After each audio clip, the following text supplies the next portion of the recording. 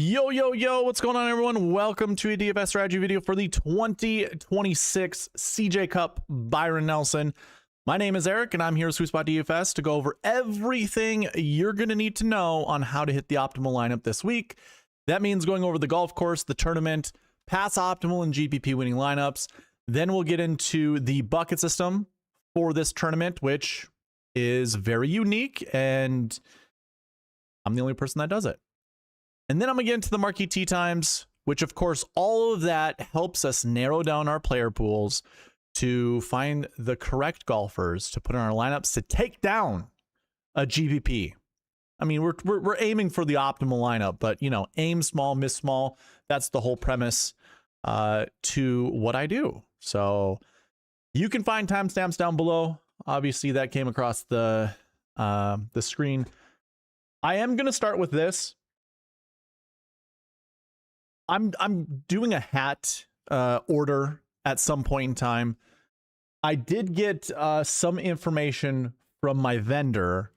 So, shoot, I should have had this up. I should have had this ready. My bad. Let me get it up as quick as possible. So first of all, those in the chat, and by the way, this is a live stream. So I do have a chat that's over here happening. Joanne, what's going on? AJ, Denny, Logan, nice to see you. Here's the question I have for each and every one of you right now in the chat. Would you like a badged hat or a stitched hat? And here is the question, really.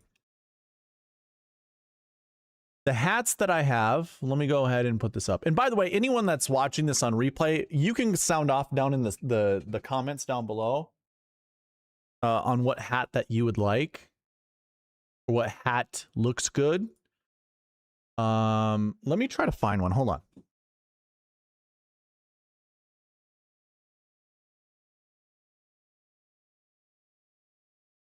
It's going to be very similar to what I showed you last time. They're downstairs. I'm not going to go downstairs and ruin the intro, which has already been ruined. But a badge is basically a hat that has... here, I'll just show it. What's up?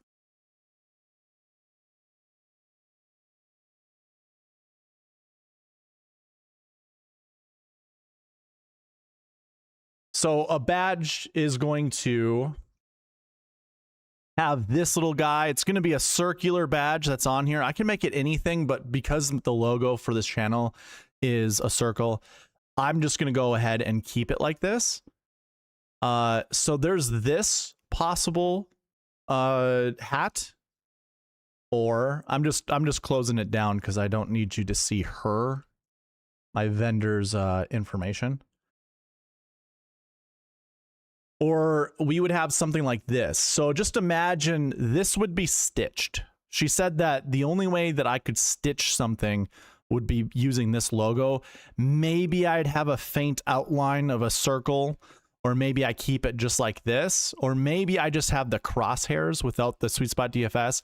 It really depends. Kind of interested in seeing what you guys vote, or how you guys vote, just to see how that is. Price considered, they'll still be around $40. If we do a solid color and not like a tricolor like I was showing you guys before, where you had like the red bill, the black front, and the white trucker hat, you know, the white mesh on the back. If we do a one solid color, it probably saves us like $3-4 at most, I think. So anyways, there is a poll going on in the chat. Go ahead and vote. I'm very curious because if I do an order, I'm not going to get just, you know, half of it being stitched, half of it being badged, because I think what would end up helping us, especially with price. I mean, price might be even cheaper if I can get it in bulk, like, you know, a bunch of the hats. But if not, if you guys want, and it's really up to you guys, but if you want your own individual hat or your own unique hat, it's going to be around $40. So it can be stitched or badged. I think the badged hats came out to be like $36, and then I'd have to ship it to you. So whatever shipping would be, sometimes it's only like $5. So again, 40 would be good enough for me. So yeah, hats. That was number one. And by the way, if you're watching this on replay, skip forward. Like I said, there's timestamps in the description. This is just me engaging with the audience that is that's currently here. But just to move along, I do have giveaways that I run every single week, one being a weekly giveaway, another one being a monthly giveaway. You can see the goal all the way over to the left. We have hit the goal of 950 subscribers for the month. That means I will be giving away a membership to SweetSpot DFS as well as a t-shirt. And the t-shirt, I've got 4 different t-shirts. I'm wearing one of them right now. It's just a little corner badge.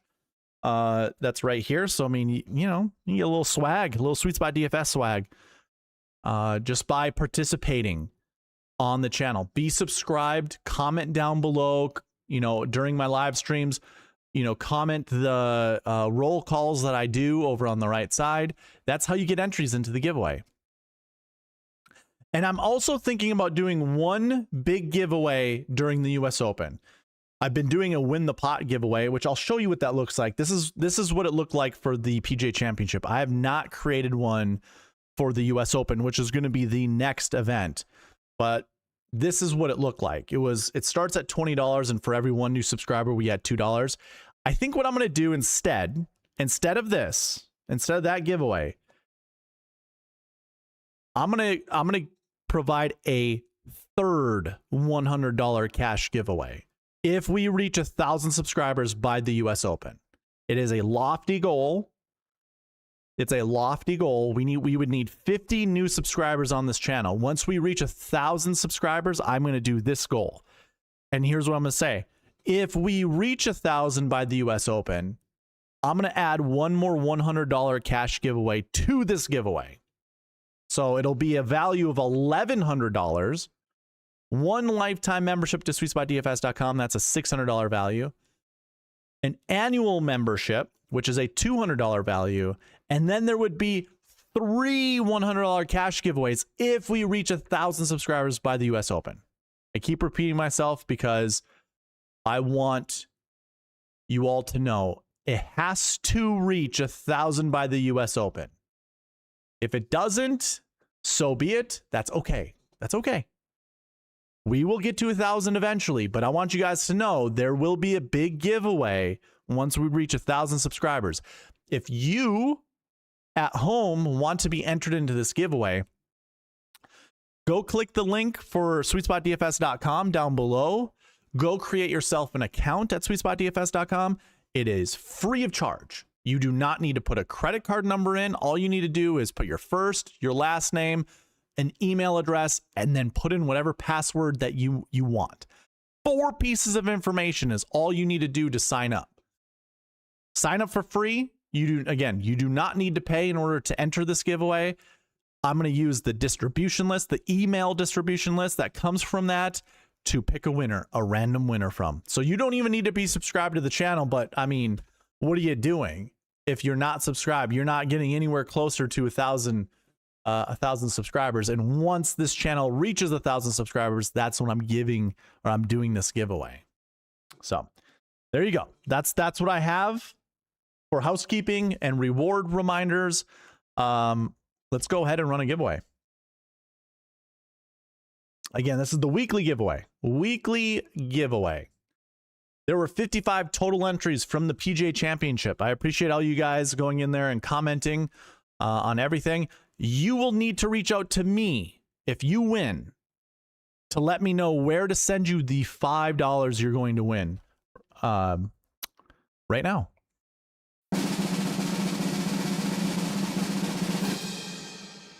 Nathan Johnson wins again. Nathan, congratulations. That was 8 entries. Remember, it only takes one entry to win, but you can increase your chances by participating on this channel. Participate on this channel and you will get more entries. And just to show you that it's random. Okay, that didn't help. There you go. It is truly random. So congrats, Nathan. That just adds to the money, which I think you're going to use probably towards hats. So that is absolutely A-okay. Michael Kennedy joining the red tier. All right. Congrats, dude. That actually reminds me. I will be building lineups at the end of this video for anybody that has a badge next to their name. Michael spent, well, to be a red tier member, sorry, I don't mean to, you know, call you out, but to be a red tier member, all you need to do is spend $1.99, $2 a month, and I will be building new lineups. But hey, thank you, sir. Thank you. I'll give you one of these. Appreciate you. One final reminder. If I write something into the chat and you see it right away, but you don't hear me talking about it, it means you're probably behind on the chat. Hit the live button right down here. Or no, it's probably over there. Hit the live button and that will catch you up. Because there are some times I'm gonna ask you guys questions and it's gonna require your participation in order to get any participation from it. Or I mean any entries for your participation. Hold on, wait a minute. I don't know if I added all of these to the monthly giveaway. I did not. Here we go. Again, we reached the monthly giveaway or the monthly goal of 950 subscribers on the channel. So I will be doing a monthly giveaway as long as it stays at 950 by the beginning of the next month. Just throwing that out there. Some people like to sign up and then they just leave because they want to be a part of the giveaway, but then they don't want to stay. I don't reward people for doing that. Okay. Anyways, let's get into the strategy video. Actually, let me just check the chat really quick. Again, live stream. Let me check the chat.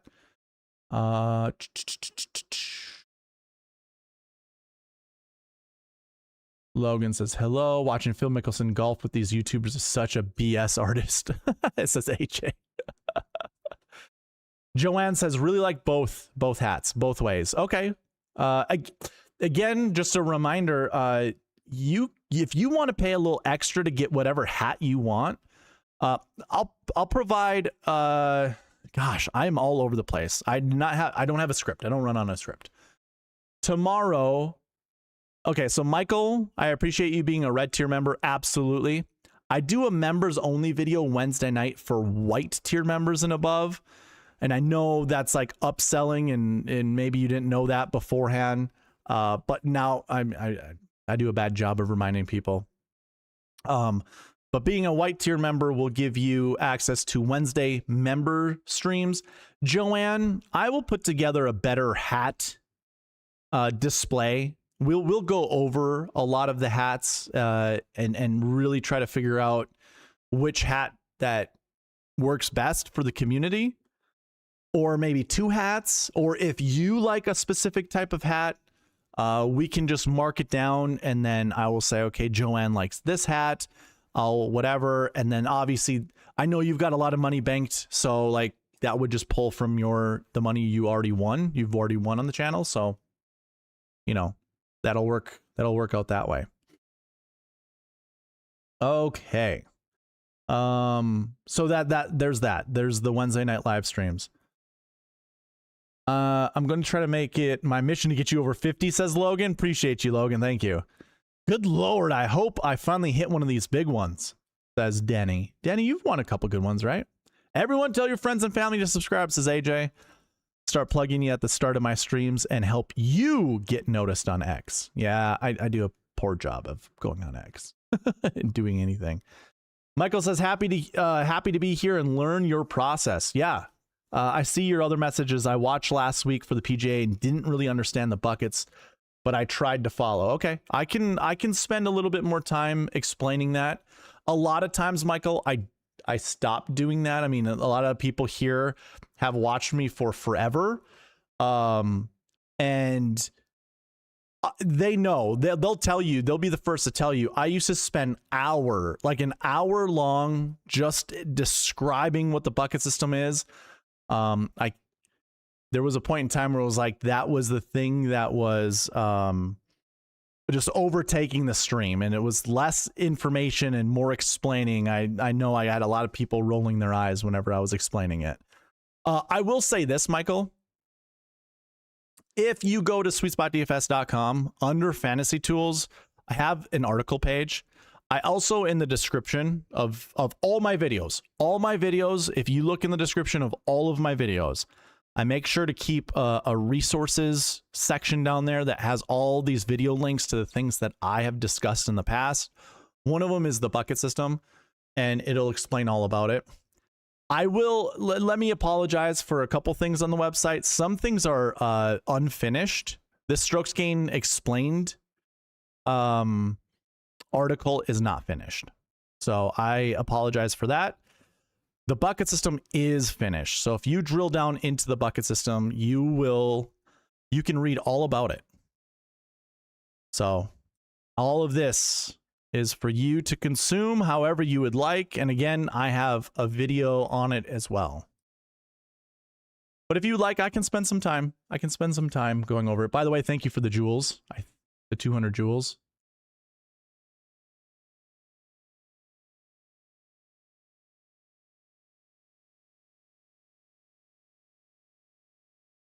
Oh, AJ, appreciate you. Okay, guys, what are we? 16 minutes into the video. I haven't even started it. Some people come to this and they're like, oh, what the hell's going on? All right, we're going to start with the golf course and tournament information, which you already see on the screen, but I'm going to hit you with that transition first. All right, we are at TPC Craig Ranch. This is the CJ Cup Byron Nelson. So if you want to follow along and you are a member at SweetSpotDFS.com, go up to Fantasy Tools, and let me zoom in just a little bit more. Go up to Fantasy Tools, find Tournament Stats, and from here you can go ahead, select the tournament that we're currently at. Now, I put in the short names. Byron Nelson is the short name for this event. Once you type that in, you will see that the summary boxes up here all change, and so does the information down here. This is more of a detailed description of who won the event, which golf course was used at the event, how many golfers were in the field, what the strength of field was, the cut score, as well as the winning score. So you can see from 2013 to 2017, TPC Las Colinas was used as the golf course. Then it went to Trinity Forest for a couple years, and then COVID hit. They canceled the 2020 tournament, and then when they brought it back in 2021, they went to TPC Craig Ranch, and it's been here since. So this has been the golf course that has been the host of the Byron Nelson tournament. So if you want, you could go ahead and do all your filtering out this way. Filter out from 2021 to present day. And on this page, and most of the pages, you will see kind of a little date filter in this this type of format where it's just buttons. You just select the buttons of the years, and then there you go. Now you have the information, and the summary up here is probably going to be a bit more accurate as to what to expect. So, you know, normally we have 156 golfers in the field. This year, obviously, the PGA Tour has been a bit more proactive, trying to get, you know, a good product on TV, out on the golf course. 156 golfers slows down pace of play. Sometimes they can't get, you know, a full 18 holes in for every golfer that's out on the golf course. So they trim the field up a little bit. It's supposed to have 145 golfers, but because Brooks Koepka is in the field, they expand it by 3. Or I should say there's supposed to be 144 golfers, not 145, 144 golfers, but they expand it by 3. So there's 147 golfers in the field. Just to note this really quick, if you go to the cheat sheet that's under Fantasy Tools, you will see that, well, we got to update. Hold on. Let me refresh this. I did a refresh on the database right before going live. I hope it has taken. And this will be updated to 140. So it doesn't say 147, it says 146. That is because DraftKings has not updated their player roster on the contests. I believe David Ford was the last to withdraw, or maybe David Ford already withdrew. Somebody withdrew, and there's a replacement that has yet to be given on DraftKings. I think we know who the golfer is if we look at the PGA Tour communications, but I'm not going to add that until I get the DraftKings information. So anyways, just going back to the tournament stats, we do have 147 golfers in the field. There's no trick. I'm not trying to trick you guys between the cheat sheet and this. Just want to be transparent with y'all. One thing to note, the strength of field this week, or at this year's Byron Nelson, is the weakest strength of field dating back for I don't even know how long. Well, I should say this. If we're just looking at 2021 to present day, it is the weakest by, what is that, 24 points? This is the old strength of field. This is the old calculation that they did before they updated it, which I like much better. I don't like the new way of how they calculate it. I like the old way. So 185, 50 of those points go to Scottie Scheffler, the number one golfer in the world. Actually might have that wrong. He might not, maybe he's not supposed to be 150. I don't think he won the FedEx Cup last year. Maybe he did. Maybe I just don't remember. If you're number one in the world for your OWGR ranking and you're number one in the FedEx Cup points, you get 50 points. He's either providing 45 points, somewhere between 45 to 50 points. That's how much he's providing for the strength of field. If he wasn't in this would be a low class or a low tier tournament, almost to the equivalent of an alternate event. And when you look at the cheat sheet and you look at the salary structure, Scottie Scheffler's $14,800. The next nearest golfer for price tag is Siwoo Kim at $9,900. There's not another 10K golfer or 10K and above golfer. It literally drops into the 9K range after Scottie. And it just goes to show how weak this field really is. So there are a few things you can do with all of this information. So one of my big pet peeves is people talking about the tournaments, the tournament stats, how the golf course is set up, and there's no payoff. It bothers me to no end. I hate course previews without payoffs to them. And the thing is, I hate course previews when the payoff is bombers are going to do well at this tournament. It is the most lazy piece of content. I can't stand it. I cannot stand it. So if you're one of those content creators doing this, I'm looking at you. You guys are doing it wrong. Anyways, so what do you do with the information I provide you? Or if you're researching any of this, the beautiful thing, if you go to any of the tools at SweetSpotDFS.com and you see these filter buttons over on the left side, whether it's grass, whether it's golf course, whether it's tournament, just drill into it. Drill into it. And now you'll see, we have a field size of 147. Well, we can go somewhere between let's just go 130 to say 150. And just that a filter alone, there's a date filter here for you guys to be aware of. I have it just looking back one full year worth of data. When you do that, just by using that one filter of field size, narrowing it to 130 to 150, you can see Scottie Scheffler's rounds go from I forgot what it was, but it goes down to 8. And that has a lot to do with how many signature events that he plays in where the field is limited. So if we just sort from strokes gained total, this is what I would recommend to each of you. Whatever filter that you put over here, in any of these filters, by the way, whether it's golf course or even the grass stats, whatever filter you put in, I would always just sort by strokes gained total.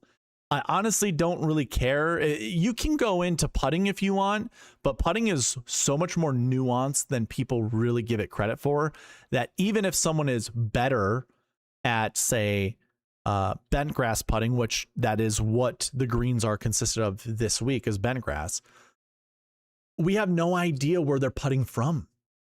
You know, if we could have everybody putt from 12 feet every single tournament, we would actually have and from the same spot, we would have a better understanding of how good certain golfers are on those types of greens. Now, that's also kind of ridiculous. That would never happen. And over time, I'm sure there'd be some kind of little valley or wear pattern where the golf ball would just funnel right into the hole. Anyways, stroke gain total, I think is the best thing to do. And when we just filter out by field size, which isn't really a super good filter to even use, but if you did it by field size, these are your best golfers. This is the top 10 in the field. This little box up here is the summary box of the golfers playing in this week's field.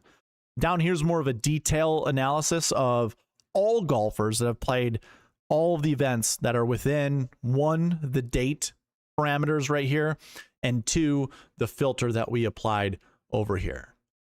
So just throwing that out there, giving you guys a full on understanding how to use the website. So Scottie Scheffler, no, what's the word I'm looking for? No surprise. No surprise that he's at the top. Then it goes Siwoo, Trace Crow, Pearson Coody, Michael Brennan, Rio Satsune, Steven Yeager, Michael Thorbjornsen, Rasmus Højgaard, and Eric Cole. All of those names, except for Trace Crow, are names I would anticipate seeing at the top of, this field. Again, we're only looking at conditions that favor the field size. Let's get rid of that and come down here to strength of field. We are at a very bad strength of field. Use the old strength of field. I have to rebrand that. That has to be called something else. But let's go 120 to 220. I think that's a pretty decent depiction of, kind of what this entails this week. We're at 185. I think that's pretty good. So when it just comes to stroke gain stats, there you go. It's not even, Scotty's not even up at top. I don't even know if Scotty has rounds. I don't think he's ever played in this week of a, I don't think he has. Hold on, let's sort by salary. Yeah, Scotty hasn't played. He has 0 rounds under these conditions. He hasn't played in 1 year's worth of tournaments in a strength of field worse than the filters that we put in. That's why he's not showing up. So you remove Scotty, I'm sure he would be at the top of this, but since he's not in here, our number 1 golfer is Rasmus Højgaard. Then it's Garrick Higo, Siwoo Kim, Matti Schmid, Brooks Koepka, Pontus Nyholm, AJ Ewert, Patrick Rogers, Marty Doe, and Eric Cole once again, by the way. Eric Cole, 20 rounds of golf. He has shown up now in 2 of the filters we provided. I'm not going to continue to go on through each of the filters that you can provide, but one last thing I want to mention is the golf course stats tool that I have. If you come here, you plug in Byron Nelson, and then you select the golf course TPC Craig Ranch, you will get this nice little summary of stats up here. I believe a lot of this needs to be, this needs to be updated because they have Zoysia now in the fairways, and I believe they just keep the native grass in the rough and the tees, which is Bermuda. I have not looked at the temperatures over the last month to see if it's even in optimal growing conditions. I'm just going to use the wise words of Pat Mayo, who says that it is Bermuda. I haven't really trusted Pat in the past when it comes to agronomy because he doesn't really know agronomy that well. But we'll just go ahead and say it's Bermuda. I wouldn't know I wouldn't know otherwise. But that needs to get updated. The main thing are the greens. The greens are still bent grass. That's the only thing to really worry about is bent grass. We couldn't use Zoysia as well. So again, any of those tools that I have, I'm going to go ahead and get rid of the strength of field filter and put in grass. Now we can go ahead with the fairways, put in Zoysia. And look here, I wouldn't put Zoysia with bent grass because you're probably not going to get that many events that you can even look at. But here's Zoysia fairways, and you actually have a few golfers that are a little bit better than Scottie Scheffler. But if we remove Zoysia And on greens, we go ahead and put in bent grass. We can drop that. And now you'll see who the best golfers are on bent grass. I'm glad to see Jesper Svensson, but we have Trace Crow up there again. Pearson Coody up there again. Michael Thorbjornsen up there once again. Now, I'll be honest. Michael Thorbjornsen has been playing some awful golf as of late, but his stats look so good. Here's what I would recommend. So now we see Thorbjornsen up there quite a bit. We saw Eric Cole up there quite a bit. We've seen Pearson Coody up there. I would then kind of get rid of the filters that you've applied and just click on these names. Let's just go by salary top to bottom, and you can really get a good understanding of what these guys have been up to over the last year. So here's Michael Thorbjornsen. Over the last month or two, like he goes cut 53rd, 33rd, cut 14th at the Houston Open, 22nd, 23rd, cut 78th, then a third at the WM Phoenix Open, which, just to remind you, happened in, well, end of January? No, February. It happened in February. This tournament was in February. So that was 3 months ago. I don't even know if it's relevant. This is what's more relevant, are his most recent finishes. It hasn't been good. Hasn't been good. So you can be one of two minds. You can either think Michael Thorbjornsen is going to turn it around because we're in a different location. That's a big thing too. We're in a different location. We went to the East Coast. This was Philadelphia, PGA. Cadillac was in Florida. This was in the Carolinas. Obviously, Texas is where they are right now. So these two events here you could kind of look at. But the Players was in Florida. Arnold Palmer was in Florida. Cognizant was in Florida. And then it was over to the West Coast. I don't know. Maybe this is where he clears everything up. He's coming back to the, the Midwest, and it is more during warmer temperatures. So maybe that has something to do with it. Some of this stuff does play into account. The time of the year, the temperatures, the location, a lot of this stuff actually does matter when it comes to a lot of these golfers. I just don't know with Michael Thorbjornsen. I honestly don't care. If I'm being honest with you, I don't care. He's not someone I'm really pushing for, but because we had seen him with the filters that we provided, I thought it would be worth mentioning. Rasmus Højgaard is one of those other golfers that popped up. And again, if we look at his most recent form, 65th, 24th, 53rd, 28th, 68th, like, again, he's in that same column, that same category as Michael Thorbjornsen. Like, do we trust him or no? I don't even know. And then Eric Cole's another golfer. He just had a 6th place finish at the Myrtle Beach Classic. So he's rounding into better form than the other two golfers we just mentioned. 6th, 14th, 51st cut. So he's been trending up in his last 4 events. That usually doesn't mean anything to me. I'm not a big, I'm not a big fan of linear progression with golf, because that's not how golf operates. You rarely have a golfer just playing consistently good golf until he finally wins. Like, that just rarely happens. You've got these peaks and valleys, peaks and valleys, peaks and valleys. But if that's someone that you like, then use that as confidence. I know I'm not really providing confidence with all of that, but use that as confidence. We saw Siwoo Kim up there a few times, and he has a bit of a better outlook than those other golfers. 35th, 65th, 4th, 3rd, 47th, 10th, 50th. I mean, he doesn't have a missed cut in here at all. This was like dead last, but it's also during a no cut event. So you could look at that in a negative light. I look at it more in a positive, where it's, if he was behind the 8 ball, he's just gunning for everything and then just didn't execute, which is fine. I think ball striking wise, everything looks pretty good. And the guy strikes the ball better than most. There was one more golfer. I can't remember who it was. I know Michael Brennan we brought up a few times. How is his? Yeah, he's one of those that's been struggling as of late. Oh man, I forget. Well, maybe we'll get around to the other golfers. But yeah, that's what I would suggest. I would suggest going to SweetSpotDFS.com, using any of the tools that you see right here on the screen under the drop down. I've got a lot of these tools that you can use those filters in, whatever you're trying to look up. Some of the tools don't have those filters, but you can use other filters. which again, go explore, go check it all out. Yeah. All right. I think that's it for the golf course and tournament. Let me look at the chat before I move on to the next segment.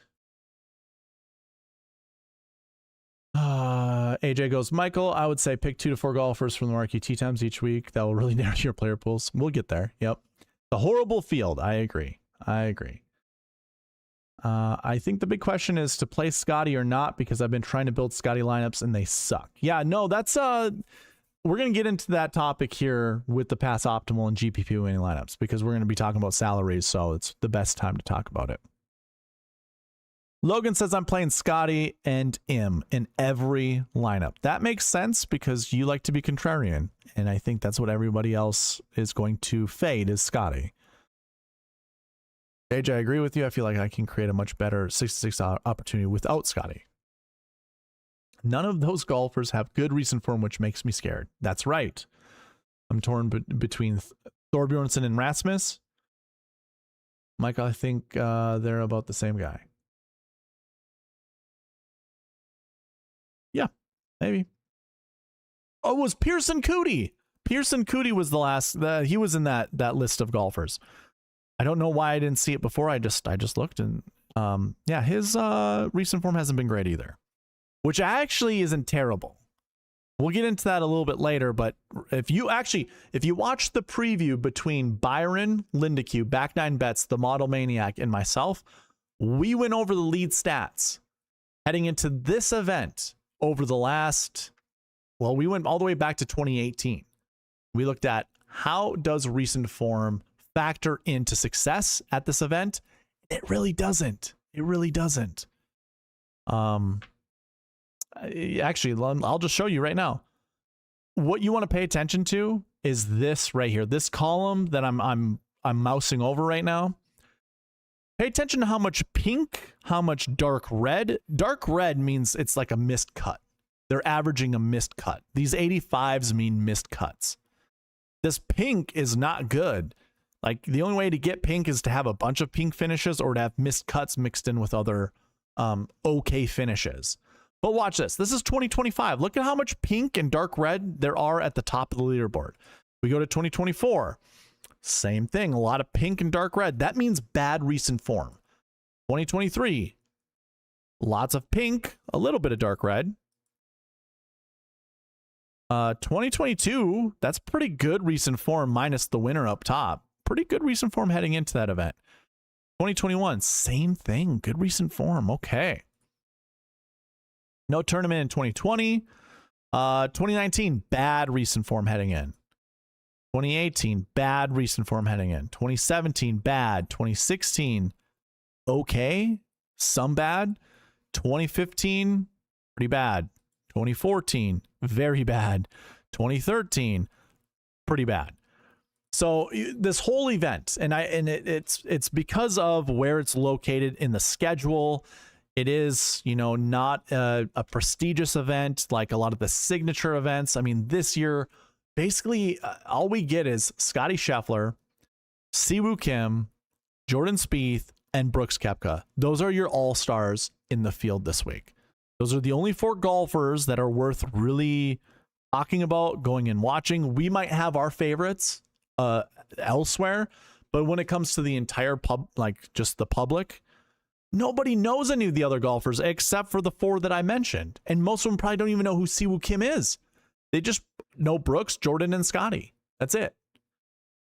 The 3 Bash brothers. Anyways, that's my 2 cents. Let's move on to Pass Optimal and GPP winning lineups.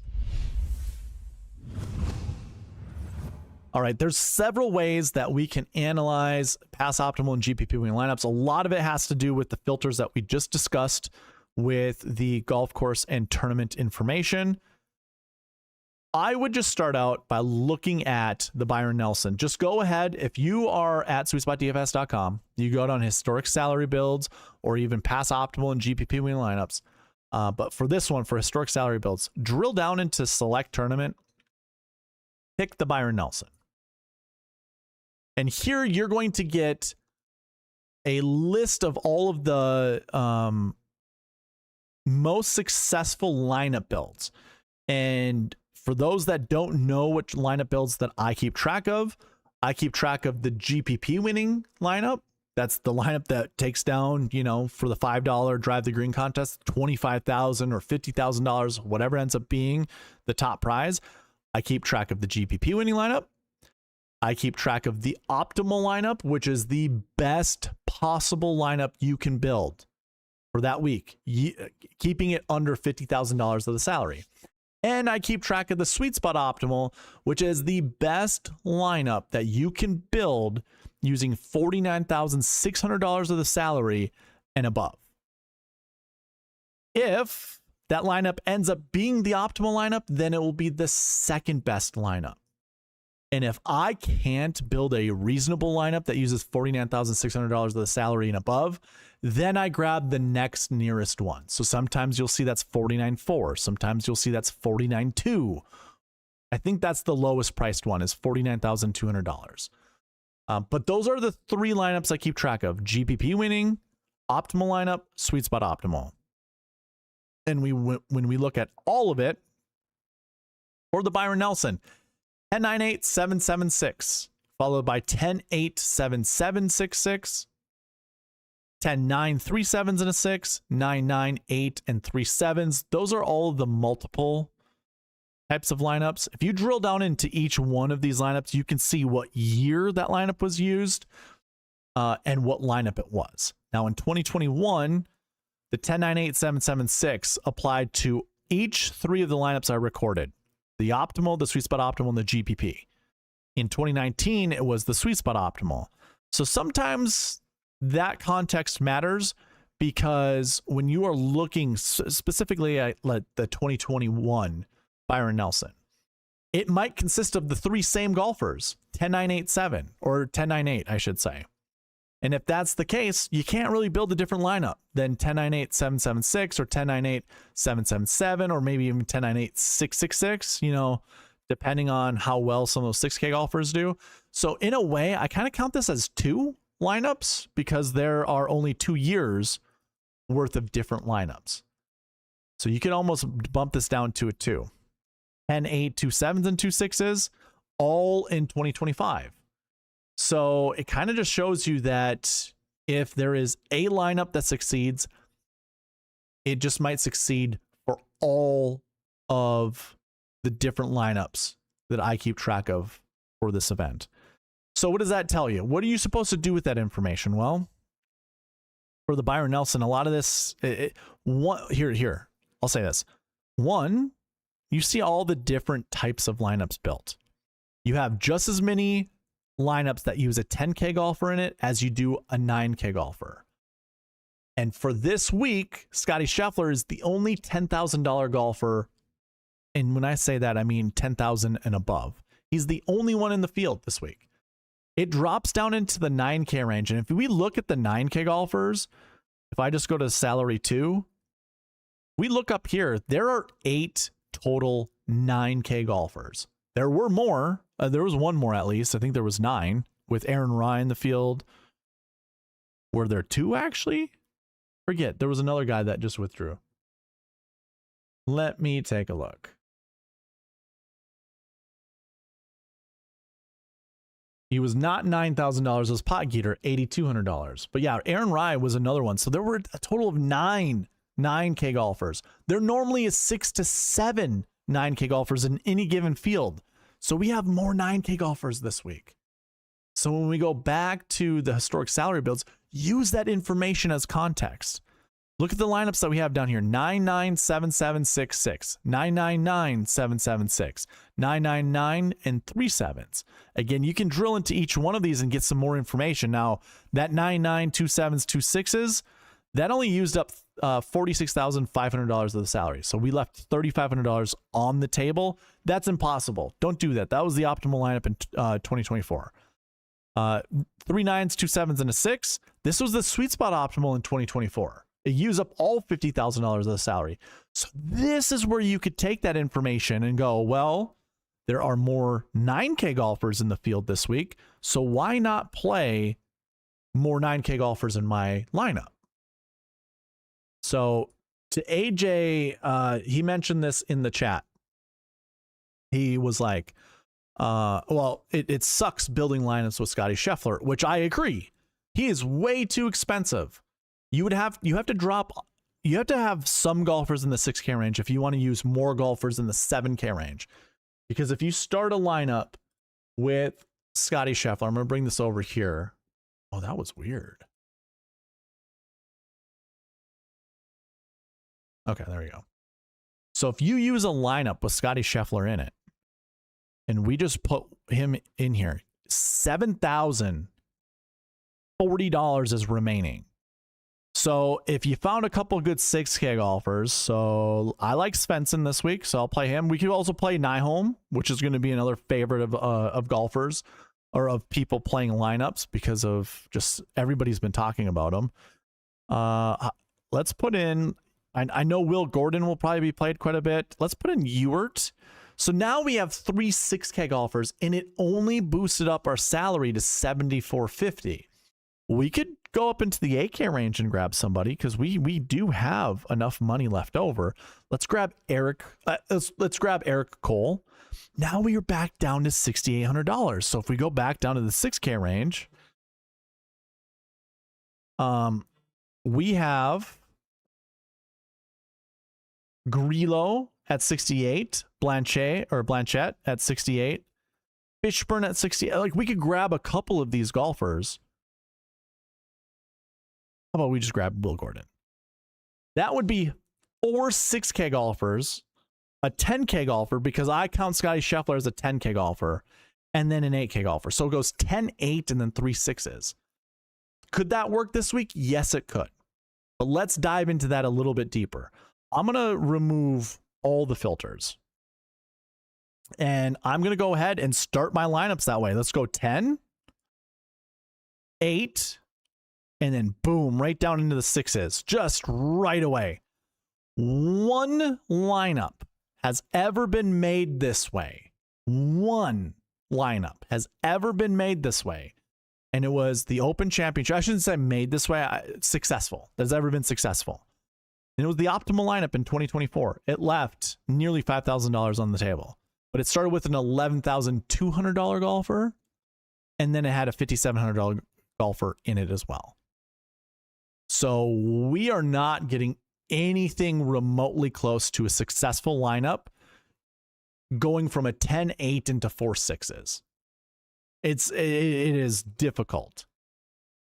The other thing you can do is like, oh, let's do some research with Scotty Scheffler lineups that have been successful. You could drill into the crosshairs right here, and for the highest price golfer, go ahead and put in $14,000. Just go ahead and just put in $14,000. Let's X out of here. In the tournament selection, let's just clear everything out here. Select all and then type in tour. I don't want the tour championship in here because it includes the time that there were staggered starts. There are 8 total lineups that have been successful. And it goes 10-8, 2 7s and 2 6s, 10, 3 7s and 2 6s, 10, 8, 8, 7, 6, 6. You can't do that with Scotty this week. You can't. 10-9, 2 7s, 2 6s, 10-9, 4 7s. You can't do that with Scotty either. We just had 4 6K golfers in our lineup, and the only price that we could reach to was $8,100. So now here's the further conversation about Scotty Scheffler lineups this week. It comes down to points. So let's script something out, okay? Let's script something out. What I'm going to do is I'm going to actually use the cheat sheet that I provide each and every one of you guys. There is a Google sheet that you can go to under Fantasy Tools cheat sheet. I'm going to actually hit the eraser button there. I'm going to drill into here, and I'm going to use one of these pages as scratch paper. So I'll zoom into here, and I'm going to go to the alternate event. So actually, let's go back. I'm going to go to, yeah, this is perfect. We can use the, no. Let's go to past optimal GPP winning lineups. This is something you guys can access as well. I'm going to go ahead and put in Byron Nelson. We'll drill into that, and I just want to look at last year's. And I want to look at, we'll keep it like this. So Scottie Scheffler scored 177 points. 177. Now, I did this with Byron. If you watch that preview video, the same thing was applied in all of that. Let's see. Yeah, let's go Scottie. I don't like how spread out that is. We'll go like this. We'll go Scottie at 13,000. No, he was 13,300. He scored 177 points. Then you had basically, what was it, EVR, who was $6,700, that scored 144 points off memory. Stevens, actually, you know what? Here, I'll do this. I'm sorry. I'm wasting your guys' time. This is going to be faster if I do it this way. So here are the golfers that were successful.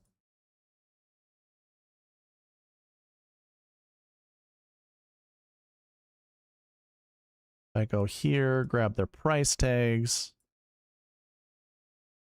This was your GPP winning lineup, by the way. So there is purpose to me going over this. This was the lineup that won all the money.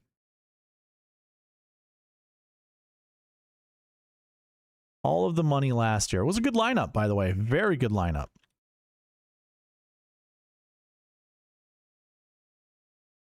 So I'll paste that right here. I know it kind of looks a little goofy with all those decimal points. Actually, you know what? We can get rid of those decimal points.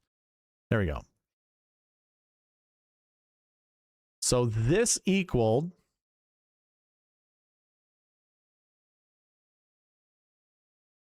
$750.5 points. Let's zoom in just a little bit more. So 750 or 751.5 points. That's with Scottie scoring 177 points. To put that into perspective, he shot 31 under. 31 under, then it was 23, and then 20 under were the next golfers. And I think I can put that right here. Yeah, we'll put that right there. That's an 8-shot victory. Scottie would have to do this exact same thing. The exact same thing that he did last year. That's pretty ridiculous. So here are the things that you have to hope on. You have to hope for these things that for a Scottie Scheffler lineup to be successful this week. Here are the things you got to hope on. I'm going to go back here, and I did this with Byron in our preview video. I'm going to do it with you guys. Scottie Scheffler last year's field was $13,300. He is $14,800 this week. So we're going to pretend that we can't spend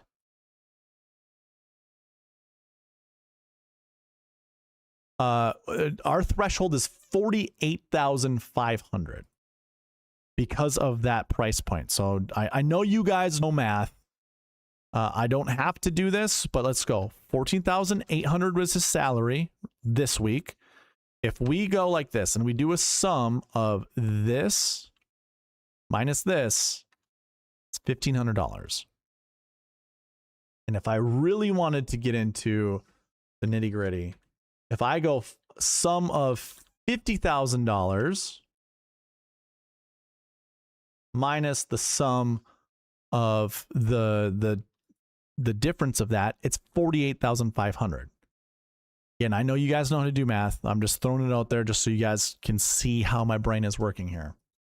So we can't use more than 48,500 of the salary if we use last week's or last year's tournament. So let's go ahead and start putting in some of these 6K golfers that are up at the top of the leaderboard.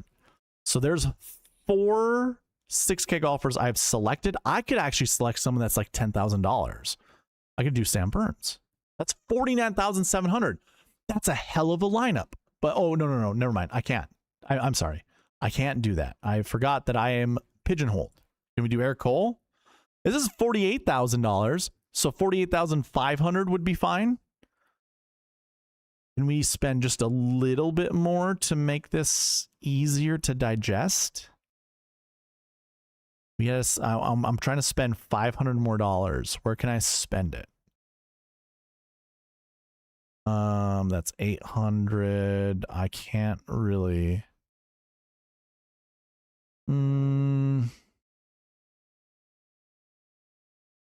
You could do something like this. Instead of Kanaya, I can come down here to a $7,000 Ricky Castillo. Yeah, we could do something like this. This is $48,200, so I'm leaving $300 on the table. So effectively,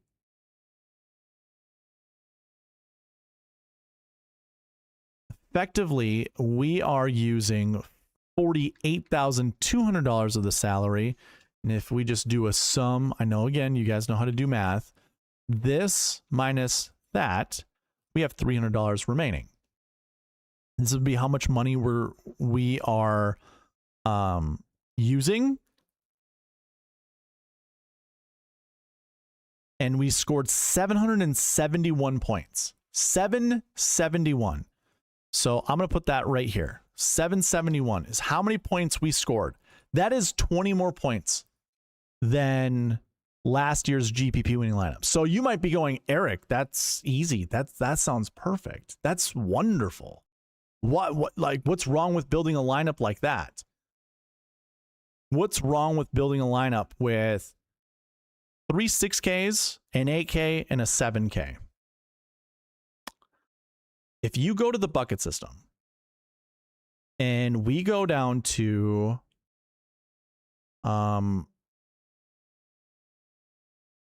let's actually put a filter on here.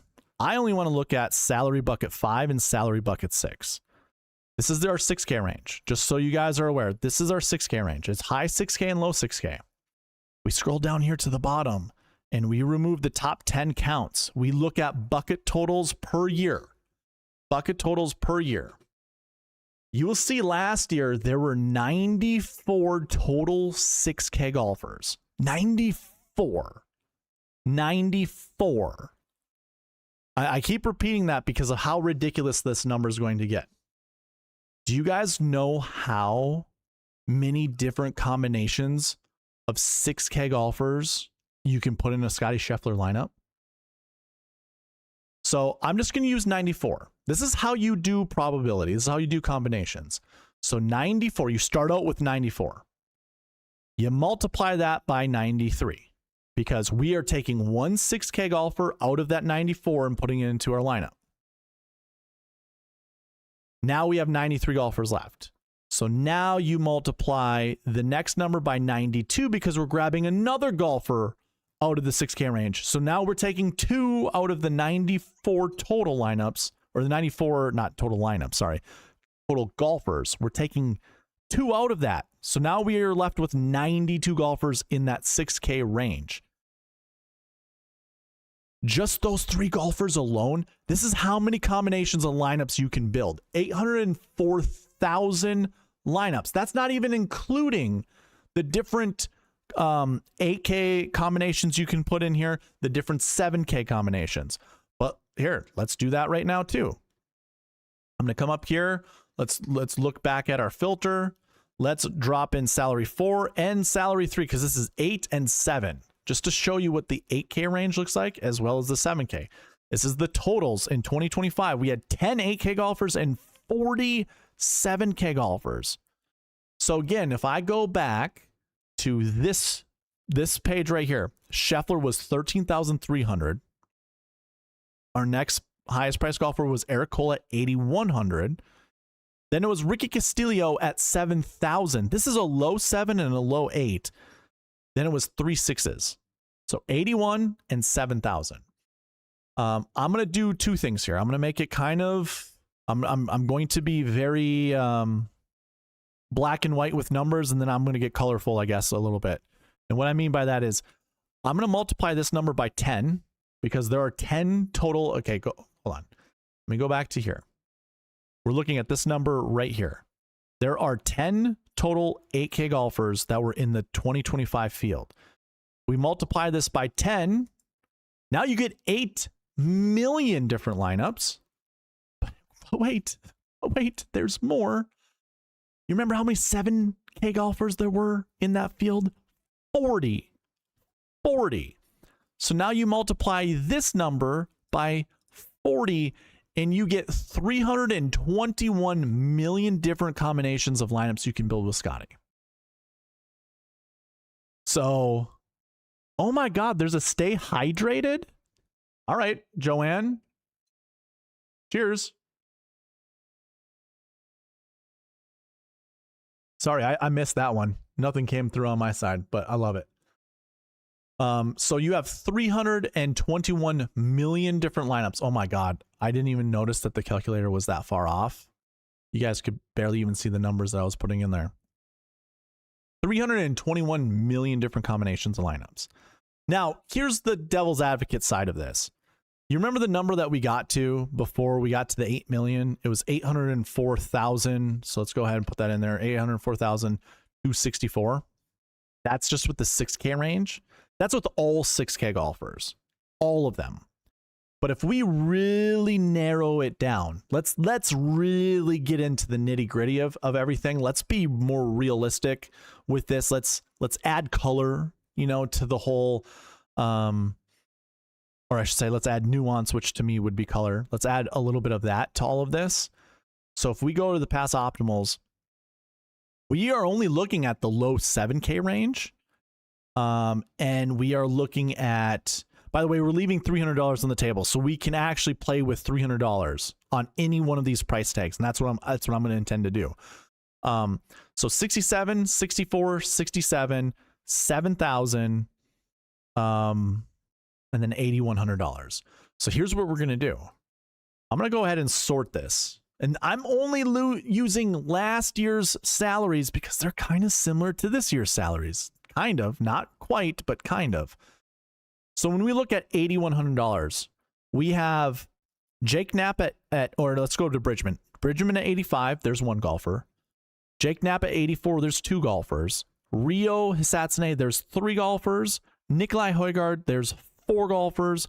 Eric Cole, there's five. Harry Hall, there's six. So instead of there being 10 total 8K golfers we can select from, oh no, we can't use 85. So there's five. It's Knapp, Hisatsune, Højgaard, Cole, and Harry Hall. There's five 8K golfers that we can actually pick from. So we're gonna go ahead and do that. Let's put that into our little numbers here. So five, let's go five, and I'm just gonna put 8K right next to it. Let's go to 7K now. Remember, we have $400 or $300 to work with, because that's what I'm looking at with how much money we have remaining from that one lineup that I built. You know, this lineup right here, the 771 that use, you know, if we pretend Scotty Scheffler was not $13,000, but instead 14,800. So just throwing that out there. I don't want anyone lost while I'm going through all of this. So when we look back at this page here, actually, let's go here. I'm sorry. I'm jumping all over the place. I'm going to go here. It's just going to be easier for me to count because this is a Google sheet. But this is by salaries. I'm going to zoom in real close for y'all. So we have $300 to work with from Ricky Castillo, this golfer right here. So we're going to include everybody in the 7K range to here, everybody in the $7,100 range, everybody in the $7,200 range, and then everybody in the $7,300 range. I get 24 golfers.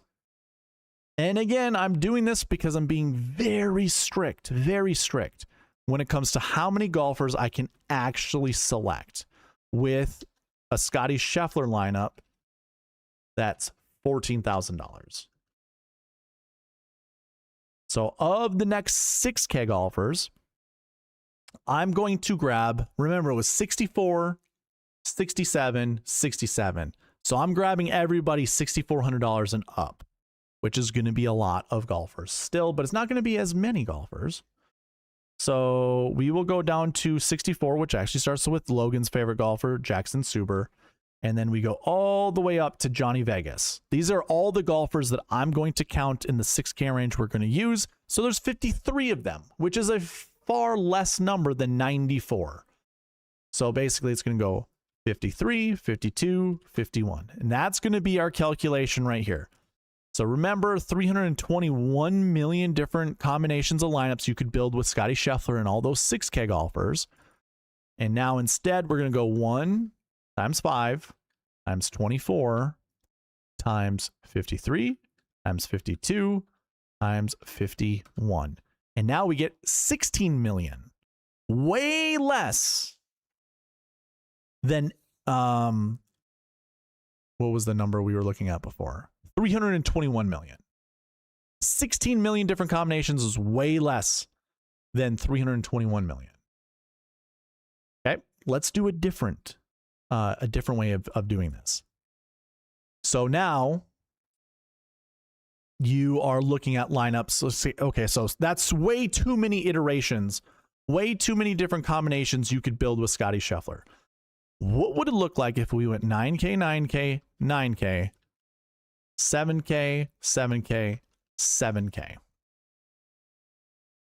gonna go back to the bucket system because this was easy to look at.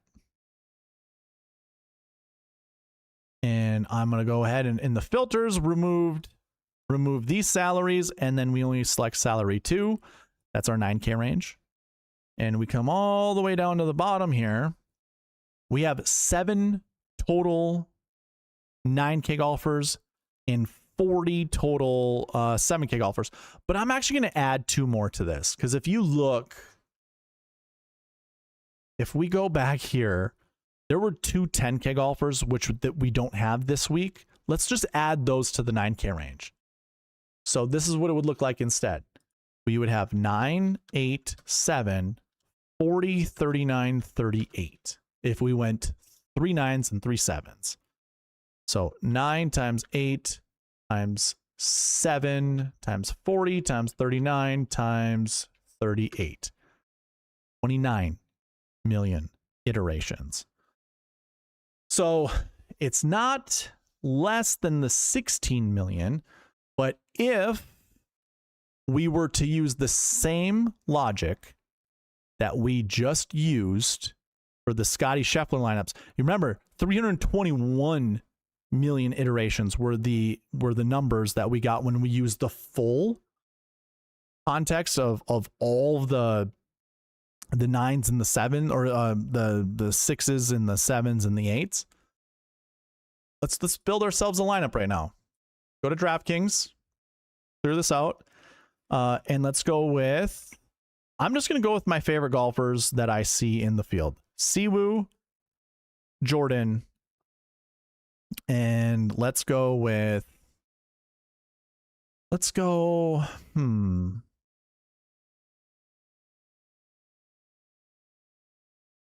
I don't personally want to play Davis Thompson.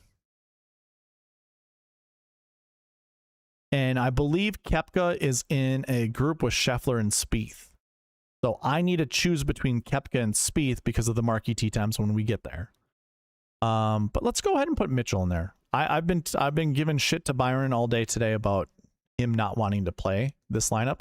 Okay, so I can't do this. $6,900 means I got to drop down into the 6K range. I don't want to have to do that. So how about we do this? Let's go. I really like Siwoo. Maybe Spieth doesn't play that well, and we do something like this, and we go down to like Pearson Cootie. Okay, $7,200. So if we were to select a couple 7K golfers, what exactly do we have? So how about we go, sure, let's do Horschel, Hoagie, and now we have $7,600. Okay, this is what we're going to do. We're going to do 76 on down.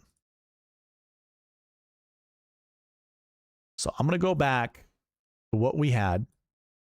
Appreciate you all being here with me with this exercise. So here's 76.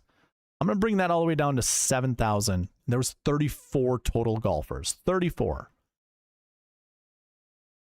And if I'm being honest, I might switch up those 9K golfers a little bit, but I'm pretty content with the 9K golfers that I chose. So this number is 34, 33, 32. That's how many are $7,600 and cheaper.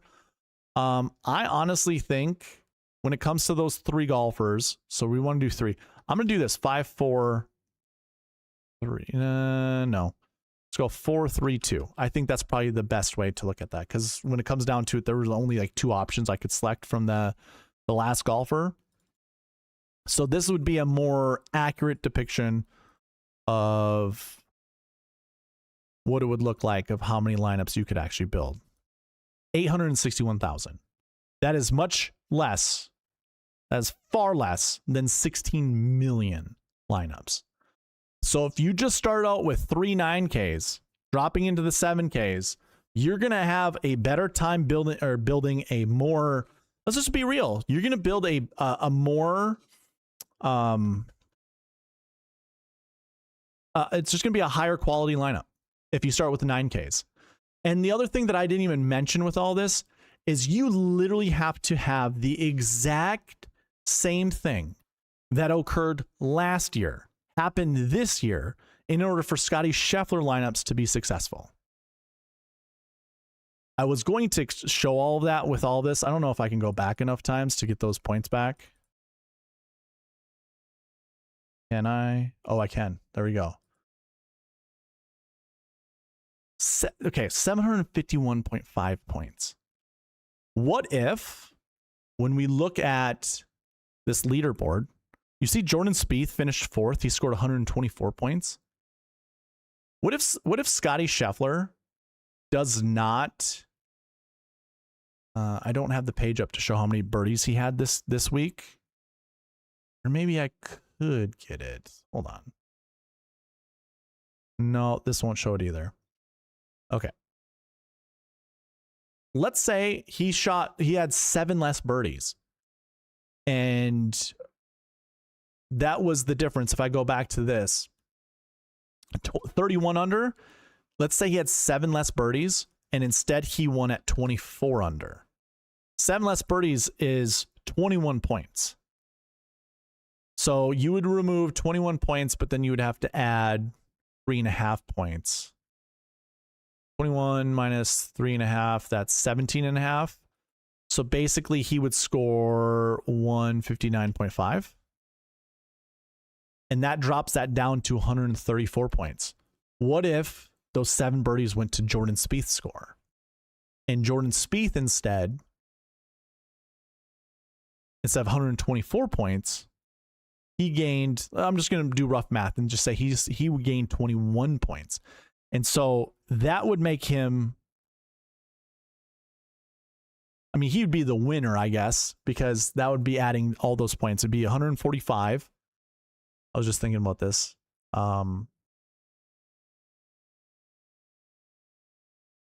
Spieth was 19 under.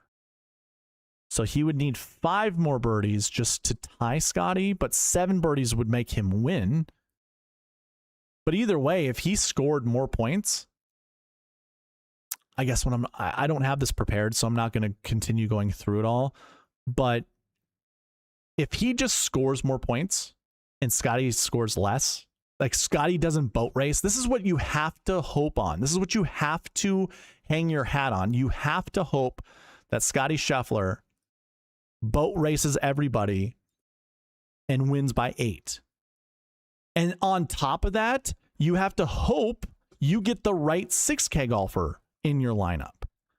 By the way, EVR, that's the other thing to mention in all this. I'm sorry. I totally should have just went off the top rope with this. EVR at $6,700 scores 144 points. What if EVR does not show up for you? And by the way, you need to get EVR. Remember, there were 94 total golfers. Now he's 6,700, so we can pretend instead of 94, it was 50 some points. I think I closed my calculator. So if it was 94, wait. 1 divided by 94. you have a 1% chance, if it was of all the 6K golfers, to get the right Scottie Scheffler 6K golfer in your lineup. But if we were just to grab the top ones, so 1 divided by 50, 2%. You'd have a 2% chance of finding the correct 6K golfer, the one 6K golfer that makes that lineup work. Because again, he scored 20 more points than anybody else at $6,700. Let's say he scores 100. Let's just put him at 117. No, we'll do 112. We'll pretend that this is, this will be easier to do. So if we went like this, and let me find that lineup that works. Something like this. That's 49,100, and that's 6 golfers.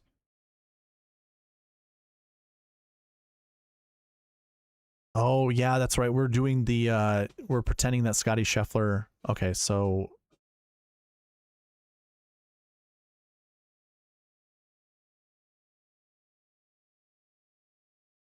All right, I'm going to do this instead.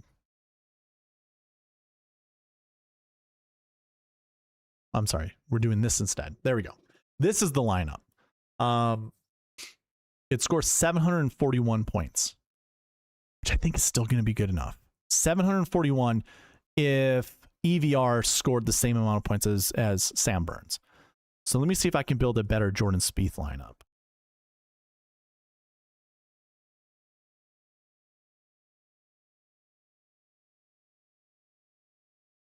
That's not going to do it for me. I need more points than that. Do this. Yeah, it still beats it. Okay, well, that's, again, you're going to have to hope that Scottie Scheffler boat races everybody by 8 strokes. 8 strokes. You have to hope he wins by that much. If anybody in that leaderboard matches birdie for birdie, who is $8,000 or more expensive, and there isn't a 6K golfer that keeps up with everybody, Scottie Scheffler will not pay off his price tag. He just won't. It just won't. Roll call. The likelihood that one person will outscore Scottie is high. Yes. Yeah. So that's, I mean, I didn't have a full, I didn't script any of this. This was more or less me just going, me riffing. If I would have had some more time that I could sit down and show you guys kind of how it all works out, the likelihood that you're going to get a Scottie Scheffler lineup correct this week is going to be very, very low. It's going to be extremely low. You were chasing, it is the equivalent of chasing an optimal lineup that leaves a lot of money on the table. It is like impossible. Almost, it's going to be so difficult. You need all of the right things to go right. And I know that's true for any GPP winning lineup, but for a Scottie Scheffler lineup to be successful, you actually have to have more right things go right for you than a typical GPP winning lineup. The odds are against you, so against you, building a Scottie Scheffler lineup this week. But by all means, do so if you want. It is your money that you are burning. You guys can burn it however you like. You can put it in whatever fire that you want to put it in. It does not matter to me. So with that being said, looks like the Stitch Hat won. We had 8 total votes. Okay. With that being said,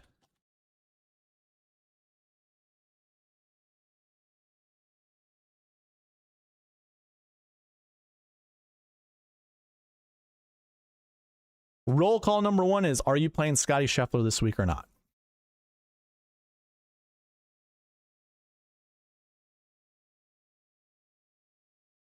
Are you playing Scottie Scheffler or not?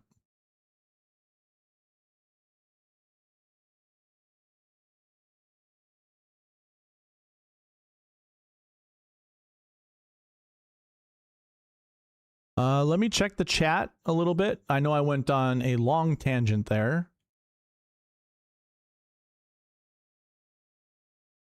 I didn't realize Scotty went up, so I'm actually going to split the difference. I'm going to play one Scotty Im lineup and one without him. Talent buffer. Logan, I would say go Scotty Cole or Scotty Vegas. Scheffler, Jeremy Paul, Jackson Super Im. I like Blades Brown and Merritt. Oh God, I can't go with Merritt. That's crazy town. That's crazy town right there, AJ.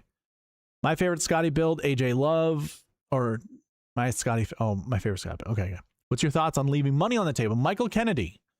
If you're still here and I didn't actually lose you throughout that whole rant that I had, I'm never a fan of leaving money on the table. Never. Never, ever, ever. I went through this before, and it's the same calculator exercise that I just did. The more money you leave on the table, the more lineup builds you can actually build. And I'm not a fan of doing that. I want everything to be more concise, more narrowed. I like, you know, when you are trying to hit something in specific, you want to narrow your sights, right? You don't want to widen them out. We are looking at a very long distance away, and we can't shotgun spray from far away. We gotta hone in our sights, and in order to do that, we want to eliminate all of the bad plays we possibly can, and only hone in on the good plays. Knew you would pick Suber, says AJ. Yeah, I got Scotty. He forgot Scotty was 14,000, so I'll go 50% on Scotty. The man has superstar rounds. He just doesn't finish on the weekend. It just isn't. It isn't just a bit. I see flashing upside in Suber.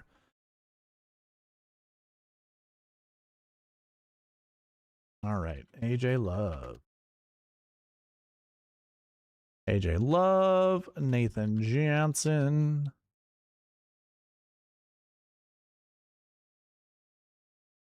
Denny Berry. Yes, but not in my high dollar stuff. Okay.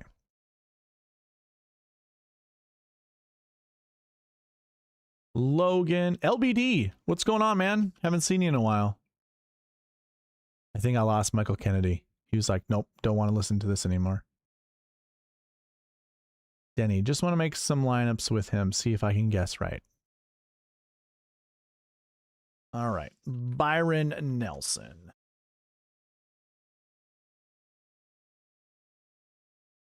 I think what I'm going to do is just kind of cruise through the bucket system and get into the Marquee Tee Times. Oh, there's Michael Kennedy. We got him. We kept him. Great stuff, man. Hey, appreciate it.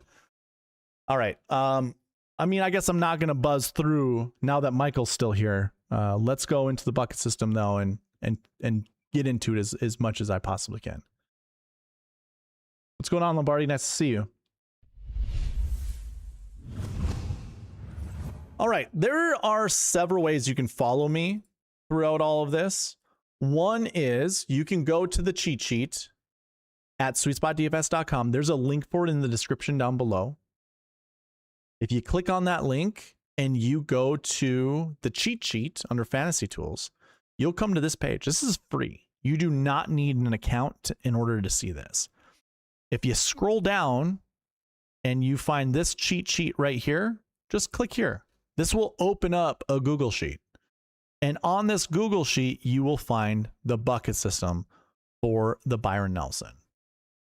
So you can follow along with me on this as well. I will be using a similar sheet, but it's going to be my own. It's not going to be the cheat sheet that I provide you guys.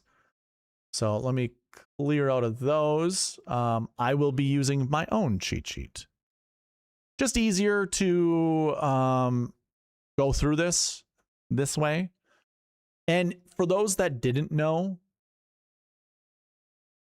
at SweetSpotDFS.com, if you select Optimizer, you can, well, if you want the optimizer that I'm going to use, it looks like this. This is what the optimizer looks like. All of the conditionals right here that I'm highlighting on the screen right now, all of these are populated with the minimum and the maximum that comes from this bucket system right here.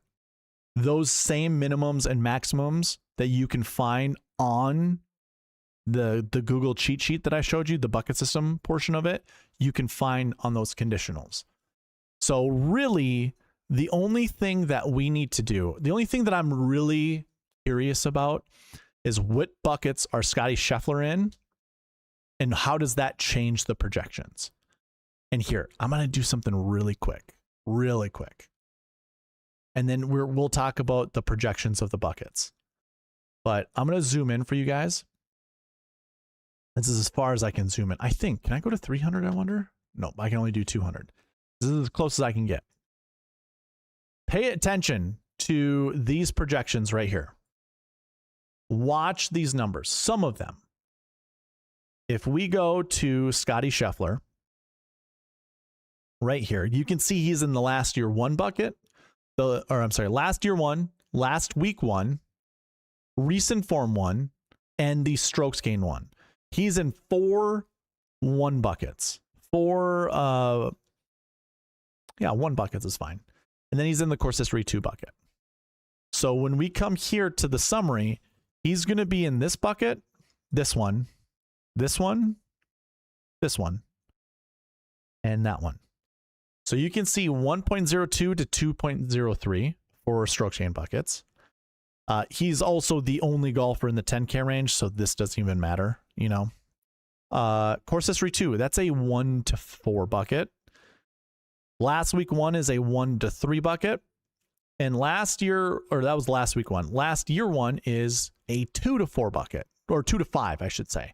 We always round down in the minimum. We always round up in the maximum. These are just projections for how many golfers we want to select out of each of these buckets. That's all that this means. Here's what I want to do. Everything is driven by this name right here. So I'm going to delete Scotty Scheffler there. And I'm going to delete Scotty Scheffler here. The bucket system drives off of these sheets that I have. So when I take a look at the projections, they don't change. That's not right. Did I delete the wrong one?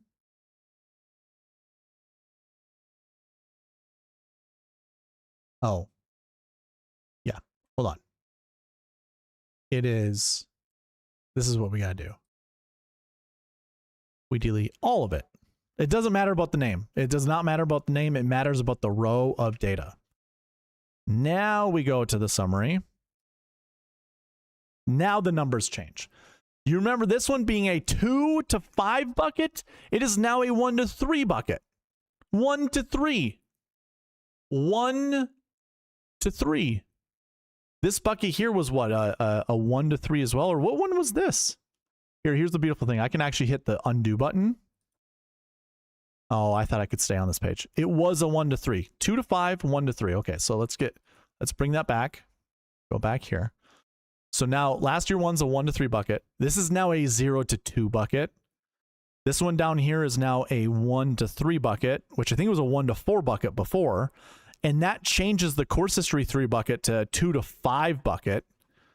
The recent form bucket now goes to a 0 to 2 bucket. And the strokes gain 1 bucket now goes to a 0 to 1 bucket. Okay.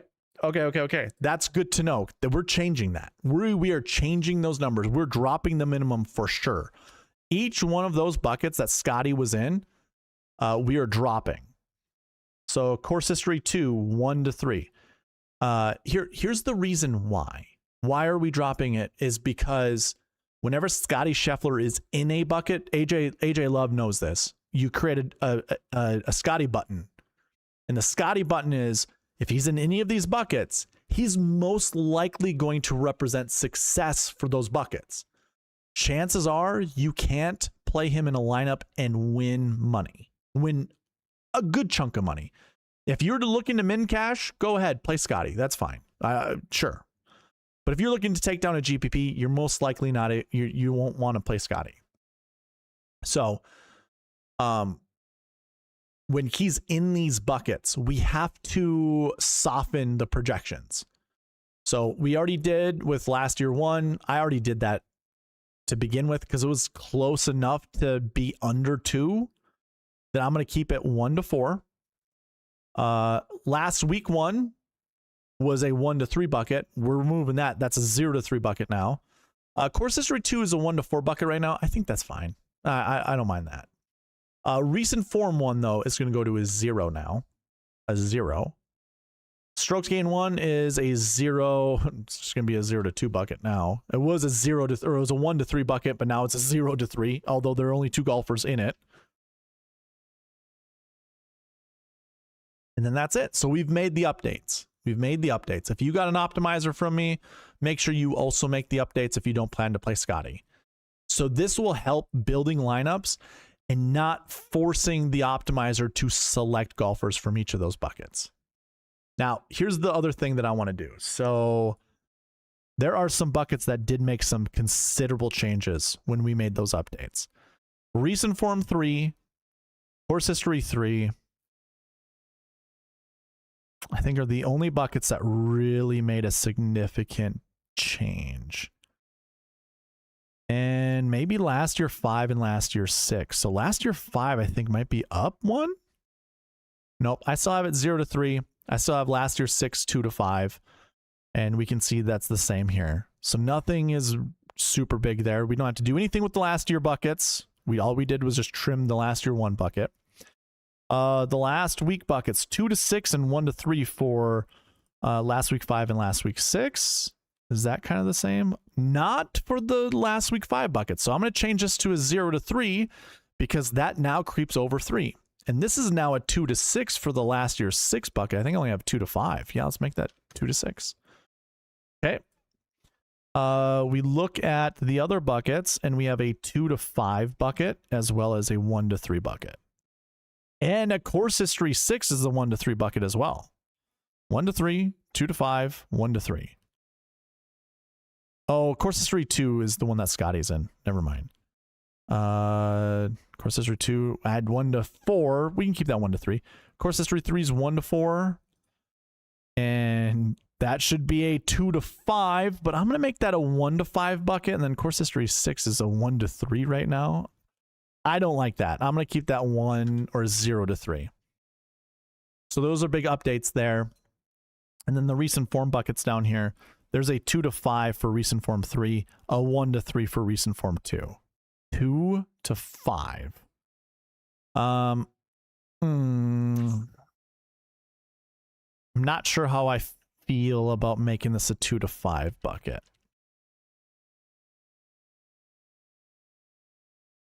I don't think I want to. Sure, I guess I will. 2 to 5 is fine. Now it's really looking to see who those golfers are. That's what I'm more interested in. If I can make a good it's a 2 to 6 bucket now. 2 to 6 for strokes gain 3, which I do have. Now we got to make the argument, do these projections have good enough golfers in them to warrant the projections that we have? And I'm only going to select the ones that have, I think I'm only going to select the ones that have 2 or more. So let's start with the strokes gain 3 bucket. 2 or more. If you're following along with, ooh, you know what I need to do? We need to go back and bring Scotty Scheffler back in each of these stat categories. Okay. Now that we've done that, we want to clear out all of the buckets under strokes gain except for 3 and look at our golfers that are strokes gain 3. I'm going to say this right now. There are 6 out of 9 or 6 out of 8 9K golfers in this bucket. Just that alone, I am okay making this a 2 or even a 3 bucket, because then we have $8,700 Sung Jae, $8,600 Pendrith, $8,500 Meisner, $8,000 Brennan. Those are all good golfers to play or to put in your lineups. It does drop a little bit in the 6K range, and I don't really see anyone that I absolutely love, but I don't mind going to Hoey or Eckroat, Smith, Kirk. Kirk had a good PGA championship. I actually don't mind Kevin Yu. He's actually pretty decent in my model. What did I select? I've selected 15 golfers. 15 total golfers, all that are cheap enough. That bucket, what was it supposed to be? Course history 3? Or no, strokes gained 3. A 2 to 6 bucket. Yeah, that's going to stay. That's going to stay as it is. So the next one to look at is a recent form 3 bucket. Because here, that says, oh shoot, I forgot what it said before. I think it was 2 to 5. I'm pretty sure it was a 2 to 5 bucket. So let's take a look. Can we play at least 2 golfers from this bucket? We have 5 total 9K golfers and above. You add the 8K golfers with it, that's 10. And we have, I mean, there's Kevin Yu again, Chris Kirk again, Rico Hoey again.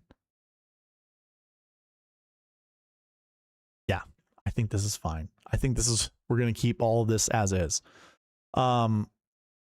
Yeah, that bucket, I'm cool with making a 2. Which we do have. Okay, we're going to keep that as is.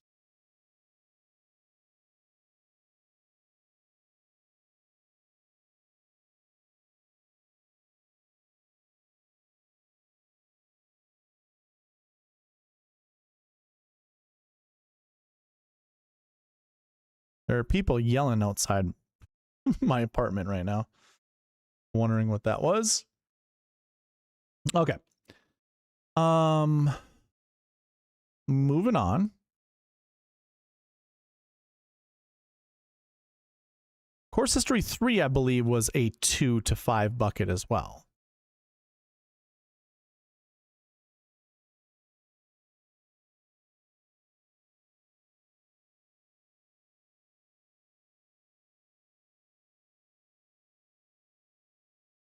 Yes, it was. I'm sorry. I was so confused that the numbers weren't registering in my brain.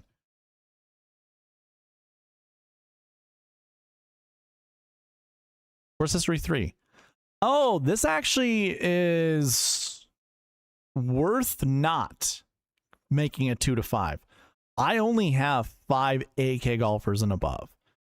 And when I look at my 7K golfers, there is no way I feel at all remotely confident in any of these golfers. So we keep that a 1 to 5. That one's fine. And then we come up to here.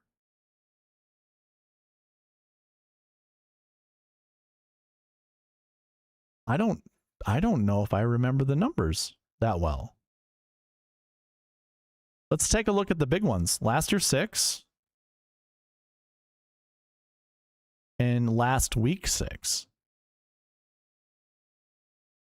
Last week 6, last year 6. Okay, yeah, let's look at the numbers of both of these buckets.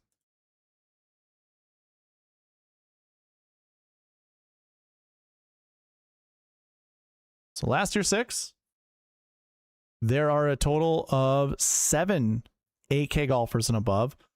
Brooks, Keith Mitchell are names I like. Brendan is another name I like. I also really like Blades Brown. I got no issue with Haotong, Jordan Smith, that is, Johnny Kiefer, John Perry, believe it or not. I like Zach Bosho. I like enough golfers from here. That's 9 total that I already have to keep that a 2. And then when it comes to last week 6, these are golfers who did not play the PGA Championship. So these aren't going to be relatively good golfers. Thompson, Meisner, Cole are your 8K golfers and above. I don't like any one of them enough to really want to anchor my lineups around. I don't mind Meisner. I don't mind Cole. I really do like Blades Brown, kind of similar to the last year's 6 bucket. And there's not really anybody else that I can just go, yes, I want to anchor my lineups around. So, you know what I'm going to do? The last week 6 bucket is going down to a 1 to 6. I know that's really large. I think that's the smartest way to do it. So That's it. That's all I'm going to do the bucket system this week. I know I've gone in depth in the past with the bucket system, but really all I'm doing is I want to figure out the bucket conditions for the optimizer so we can build more impactful lineups. Does this leave, like, this is a very big projection, like a gap in projection. I would love this to be more narrow. I would love this to be a 2 to 4 bucket instead of a 1 to 6 bucket.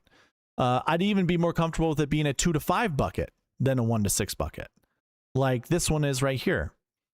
But because Scottie Scheffler is so expensive, I don't want to touch it. I don't, there's too much uncertainty that comes with it. I could narrow it down, but there's just not enough good golfers for me to be like, oh yeah, that makes total sense. This is exactly what I want. In fact, what I'm going to do here with the Course History 2 and Course History 3 is I really want to look to see who the golfers are in this. Because if they're not good enough golfers for me to have to try to anchor around one, then I don't want to play golfers from either of those buckets. So Course History 2 bucket is pretty small. Siwoo, Jordan, Keith Mitchell, Thorbjornsen, all 9K and above outside of Scotty. Then you've got Jaeger, Dumont de Chassar, Whaley, Kuchar, Dunlap, Danny Walker, the Daywalker, Davis, Riley, KH Lee, Patton Kizzire, and Aaron Wise. Aaron Wise. This bucket sucks. How are you anchoring around at least one of these guys? What you would have to do is you'd have to determine that you are going to play. I mean, you can determine how much ownership you're going to have in any one of these golfers, but like anybody who's 6K and below for me is 3% or less. I'm not playing any of these 6K golfers more than 3%. So anybody 7K and above, I mean, these guys will probably be 10% at most. Jaeger, well, maybe 12%, maybe, or 14%, 12, maybe 10. You know, that's okay. But we would want cumulative ownership of everybody from the 7K range up to Siwoo Kim to be over 100% in order to make that a 1. Like, we want to make sure we play at least one golfer from that bucket. Again, with Scottie Scheffler in it, well, actually, what are we looking at? Course History 2 and Course History 3. It is a 1 to 4 bucket. So technically with Scotty in it, that could be a 0 to 4 bucket. I am more tempted to make that a 0 to 4 bucket unless I can make the argument that collectively these 7 golfers equal over 100% ownership. Are you comfortable playing Siwoo Kim, say 25%, Spieth at 25%, Mitchell at 25, Thorbjornsen at 25? That's 100% right there. The rest of these guys are going to make it just over 100, which will make lineup building easier. Or you could go 20, 20, 20, 20, which would be 100 on its own, and then the same thing applies.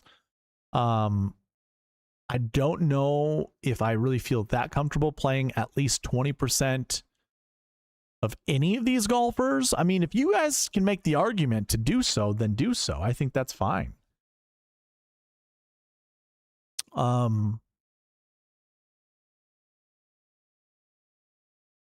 mean, there's decisions to be made. I think what I would do with Siwoo is put him up to like 27%. Like, I don't mind playing him quite a bit. Jordo, I don't mind playing up there as well at like 20-some%. Actually, I really like Jordan this week. So like 25 is fine. Him and Siwoo, I think at 25 a piece is fine. But I don't really feel comfortable anchoring around any of these other golfers. And that's kind of what you got to think of when you have a minimum of 1 or more, is you want to think about anchoring around one of, you know, you want the golfers that you want to be a combination over 100%. You want to anchor around them. I don't want to anchor around Keith Mitchell. I don't want to anchor around Michael Thorbjornsen. Same goes with Jaeger, Dumont de Chassar, and Whaley. I don't want to anchor around any of those guys. These are the 2 only golfers that I want to anchor around. So I mean, that's my, yeah, I'm making this a 0. I don't want the optimizer to have to choose a golfer from this bucket. All right, so Course History 3 now. I think without Scotty in this bucket. This was a 2 to 5 bucket. Yeah, it was a 2 to 5 bucket. Man, the same thing applies here. I like Brooks. I don't want to anchor around Brooks. I like Rio. I don't want to anchor around Rio. I like Rasmus. I don't want to anchor around Rasmus either. I don't mind Sungjae. And then the rest of these guys, I'm not anchoring around whatsoever. Don't care, don't want them. So of these 4 golfers that are okay, can I make an argument to make this a cumulative ownership over 100%? I don't think so. I really don't like... these names suck down here. There's nothing good. Yeah, I know this is kind of a cop-out, but I'm making this a 0 bucket as well. I have no confidence in any of these guys, or at least anchoring around any of these golfers. Like some of these course history 6 golfers, I think actually are better. They're decent. Brennan, Blades Brown, Haotong, Jordan, like these golfers are like, I like these golfers enough. Zach Bosho, 3 of these guys. I could play 3 of these golfers just fine. And who do we have that also missed the cut? That has a missed cut course history. I mean, Matti Schmid, who's been playing some good golf. There's Jackson Suber, that's Logan's guy. Jesper Svensson, like I know I want to play him. There's nobody I want to anchor around. Let's be real. There's nobody here I want to anchor my lineups around. And same here with course history 1s. There's nobody I want to anchor my lineups around there either. I'm kind of copping out right now. I don't like any of these guys. Course history 4, these are people with bad course history, but there's good names. Sure. I'm letting the optimizer do its thing. That's how I'm leaving it at. I do not want to have to force the optimizer to build lineups around some of those golfers. Although, like, this lineup right here looks pretty good. Koepka, Thorbjornsen, Bezuidenhout, Blades Brown, Roy, and Schmidt. Let me be honest, like brutally honest. With DraftKings making Scotty Scheffler $14,000 or more, it really, like, if I'm being transparent, it really kind of mitigates the advantage that you get with the bucket system. Like, it still prevents you from playing too many bad plays with all the maximums being as high or as low as they are on some of these. But I am in no way happy about making this a 0 to 5 bucket. No way do I feel comfortable making this a 0 to 5 bucket. Course history 3, it just, well, actually, you know what?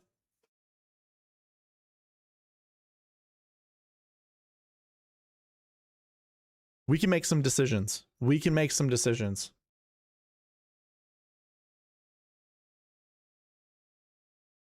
Maybe we can anchor around this bucket for one of them. Like, this could be one of those stories that we can tell ourselves the bucket system is giving us a clear picture as to who to anchor your lineups around. You know, is it Brooks and Rio? Is that who we're supposed to anchor our lineups around?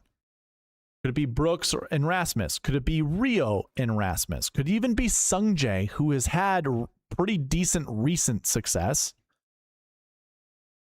Could we want to anchor around any 4 of these golfers and then pair them up with any of these golfers down below and just, like, we know it's one of these 4 guys that's going to be successful? I mean, this would be old Eric talking to each and every one of you who hasn't been beaten up through DFS throughout the years. Old Eric would say, you want to select one of these guys. Is that what we just do? Don't even look back? Like it's one of these golfers that we want to anchor our lineups around?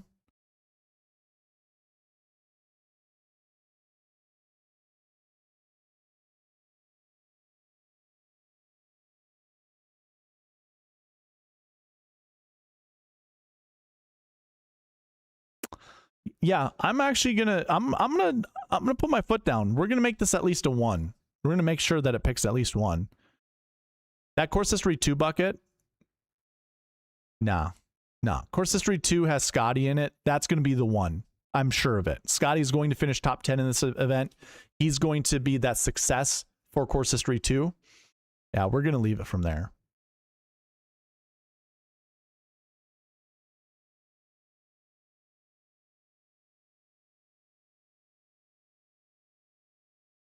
Okay.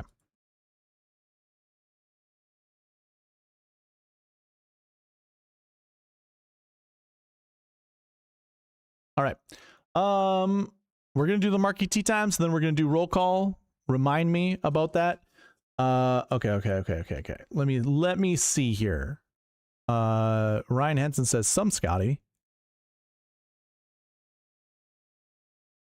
I think true DFS players so not play Scotty, and your soccer moms and water cooler guys all jam Scotty. You know who's jamming Scotty boy? Me, says Shalai Carden. I think at Birdie Fest, the field is closer together. Some edges are taken away from the better golfers. That's exactly how I feel too. I like Jordan this week, says Michael Kennedy. Honestly, I like Jordan and Brooks a lot, which will probably be my anchors. Yeah, I think that's going to be good, actually. AJ says everyone sucks. Dan goes, Scotty is $15,600 on FanDuel. That's ridiculous. Brooks is finally going to get it done, says Michael Kennedy. All right, maybe. On to the Marquee Tee Times. Again, you can follow along with me using the cheat sheet that you find at SweetSpotDFS.com. Under Fantasy Tools, cheat sheet, scroll down to the bottom, find this cheat sheet right here. Click on that, and then you get this beautiful Google sheet that you can follow along with me. This is the section that we're going to be looking at right here, the tournament information with the tee times and all that good stuff. So we close that down and put in our filters. Filter by group rank, top to bottom. And let me zoom out here. And I'm highlighting every third tee time. Every group is basically what I'm highlighting right now. If you didn't already know, the PGA Tour goes out in threesomes. The Marquee Tee Times are the 9 best groups in the field based off of my model. The 9 best groups. So it's the 9 best threesomes. The 9 best threesomes. And basically what I learned just by trial and error is finding that you want to find 2 to 4 golfers from the Marquee Tee Times that are on the screen right now. Screenshot this, pause the video, screenshot it, or go to the cheat sheet, take a look yourself. Again, that's free. You guys can go check that out on your own. But these are the 9 best groups. And you want to select 2 to 4 golfers. The next rule to go with that is you don't want to pair up golfers in the same group. Not from the Marquee Tee Times. This all goes back to just data, percentages, success rates. The success rate of finding 2 to 4 golfers not in the same lineup or in the same tee times, the same threesomes, is like 90%. I'm playing the numbers. 90% of the time, we find 2 to 4 golfers from the Marquee Tee Times to be either in the GPP winning lineup, the optimal lineup, or the Sweet Spot optimal. All 3 of those lineups win you a GPP. All 3 of those lineups win you a GPP. If you want to be on the opposite side of that, 10%, and you want to play golfers in the same group, so be it. Go for it. Go for it. That's fine. You still have a chance for success. You still have a chance for success, but the numbers show us, the rates show us that you don't want to do that. So the first lineup, the first threesome, or the best threesome in the field, Scotty Scheffler, Siwoo Kim, Brooks Koepka. Again, if you like one of those guys, select one. So there won't be any Siwoo Brooks lineups built tonight. When we use the optimizer, there won't be any Brooks Siwoo lineups built by me, period. The next combo is Rio, Pearson Cootie, and Matti Schmid. That's interesting. We saw Rio in a couple of those buckets that we wanted to build lineups around. We also saw Matti Schmid in some of those buckets we wanted to build lineups around. But again, you wouldn't want to pair any 2 of these 3 golfers together. But you could go Rio and Brooks. You could go Rio and Siwoo. You could do that. You can build lineups that way because that's one golfer from group 1 and one golfer from group 2. Group 3 is Jordan, Sungjae, and Chris Kirk. That kind of hurts the soul because those are 3 golfers that I did want to put in my lineups. If I could pair in my lineups however possible, those were the 3. I mean, not so much Chris Kirk, but Chris Kirk would have been a good, fill-in piece. He's 24th in my model, by the way, which is pretty good. The next group is Pendrith, Grazerman, and Billy Horschel. The group after that is Wyndham Clark, Blades Brown, and Steven Yeager, which actually makes me feel a little bit better about things. I like Blades Brown a lot. I could almost anchor my lineups around Blades Brown. If we think this is like American Express 2.0, Blades Brown made a run for it. He made a run for Scotty's money. I don't mind that. I'm probably all out on Wyndham Clark, although you can spray and pray here. That's not a bad place for Wyndham Clark to be. And same with Steven Yeager. So that's actually a pretty decent group. I don't mind that at all. Group after that is Cole, Young, and Vince Whaley.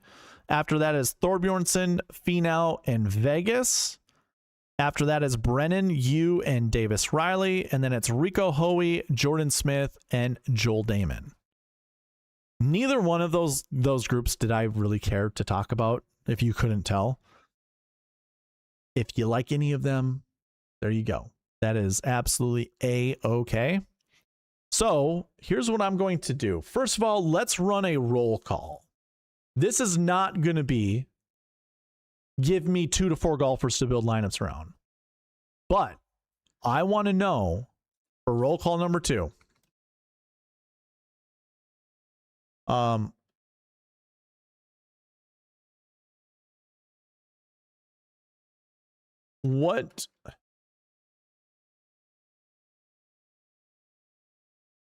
Which 2 golfers are your favorite from the Marquee Tee Times? Which 2 golfers are your favorite from the Marquee Tee Times? Hopefully you guys caught all of that. Group 1 is Scheffler, Siwoo, Brooks Koepka. Group 2 is Rio, Pearson Coody, Matti Schmid. Group 3 is Spieth, Sungjae, Chris Kirk. Group 4 is Pendrith, Grazerman, Horschel. Group 5 is Clark, Blades Brown, Steven Yeager. Group 6 is Eric Cole, Carson Young, Vince Whaley. Group 7 is Michael Thorbjornsen, Tony Finau, Johnny Vegas. Group 8 is Michael Brennan, Kevin Yu, Davis Riley. And Group 9 is Rico Hoey, Jordan Smith, and Joel Damon.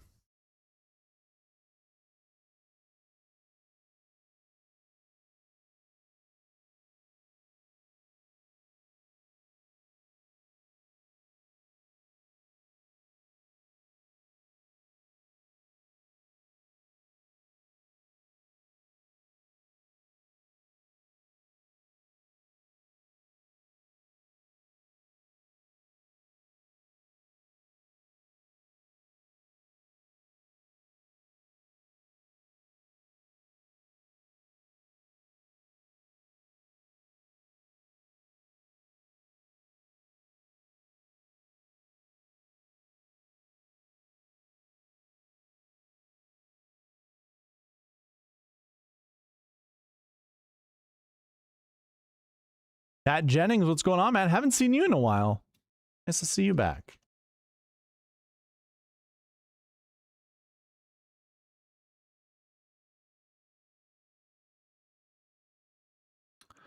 Nathan goes Siwoo and Spieth. I like that.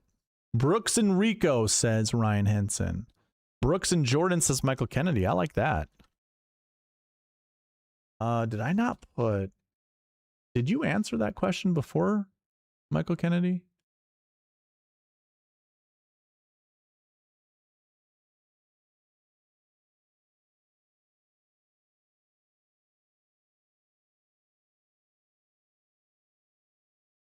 Oh, you did not answer yes or no.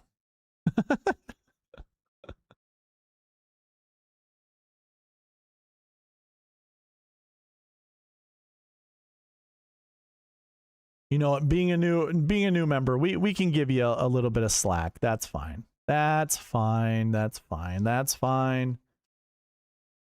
Gotta answer this question. Oh, by the way, I appreciate everybody that comments in the comment section after my videos go live. That's how you can get additional entries. You do not get additional entries after the tournament starts. I am so sorry, but there is no way I'm going to reward people who show up 1 hour before I go live and comment on an old video. I just want to throw that out there. Don't do that. Please participate before the week starts, where more people have the opportunity to watch and the algorithms can spark that for you section. I appreciate the effort. I appreciate the effort, but don't that just doesn't do anything. Or I shouldn't say it doesn't do anything. It doesn't help. It doesn't help the algorithm out.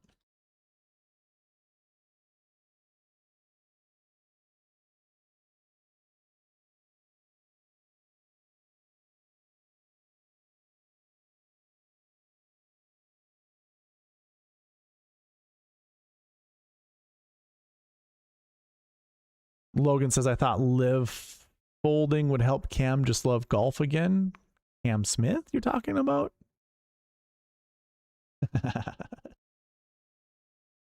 Okay, cool. All right, ladies and gentlemen.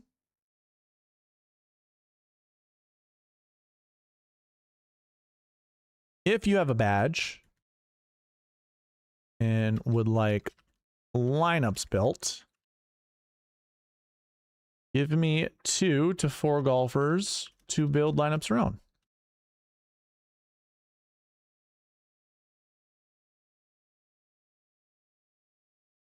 We'll play some music. Yeah, music.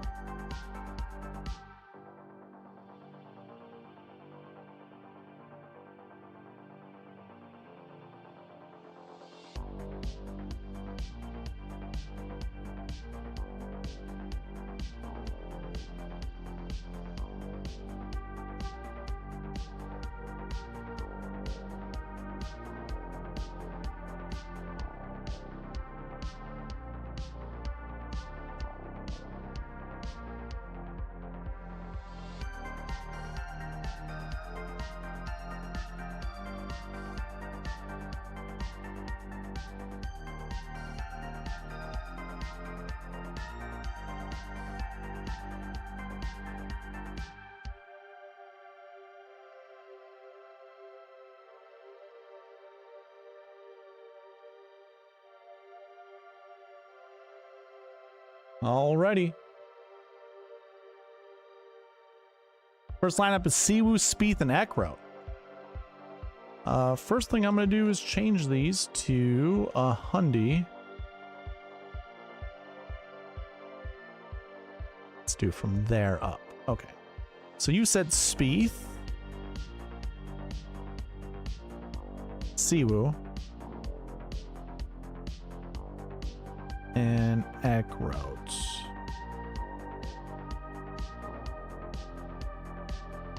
All right, let's run some lineups.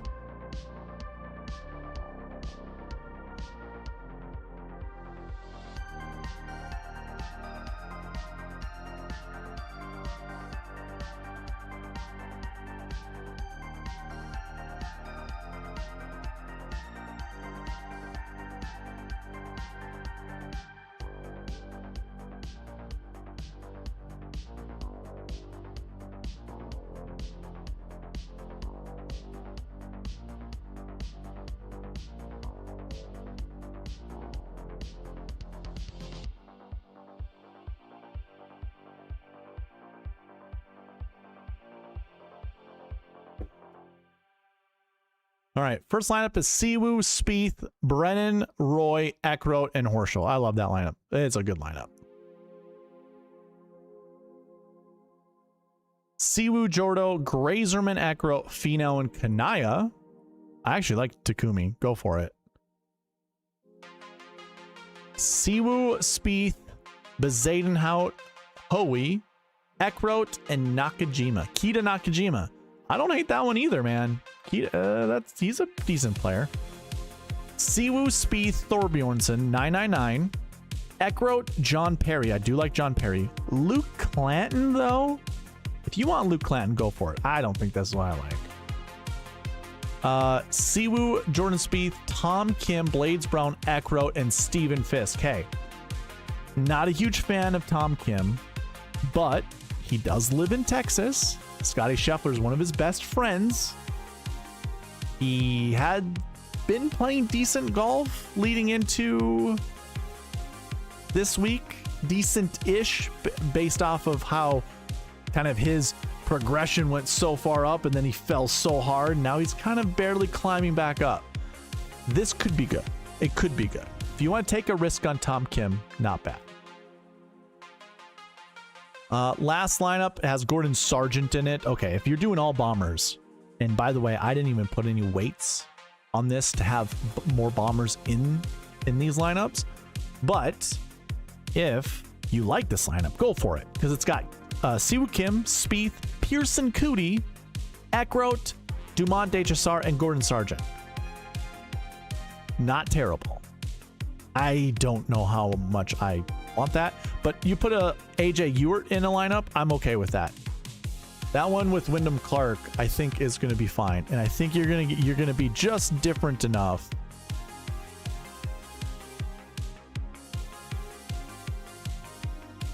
Just different enough. All right. Thank you, Nathan.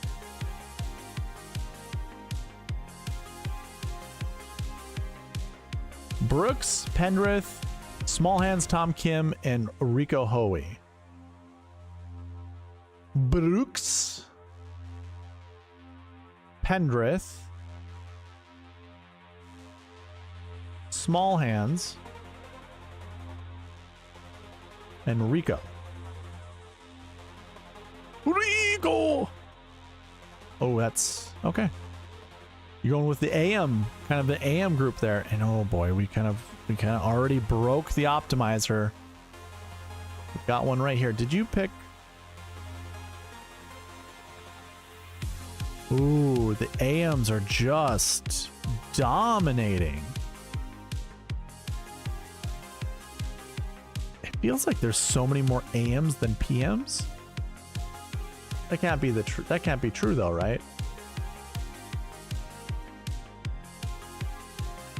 71. Yeah, that's not true. Okay.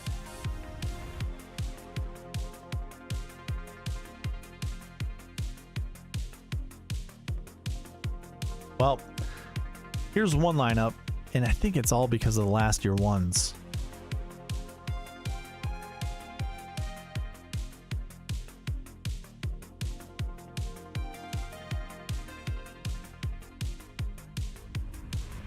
I'm looking at all the last year ones, and I see that there are some that just can't be picked, I guess. I'm gonna save this lineup. It's fine. Yeah, it's fine. Oh, and then it breaks. Huh. I'm gonna take Small Hands Tom Kim out of your lineup. It still breaks. What do we got going on here? A PM guy here.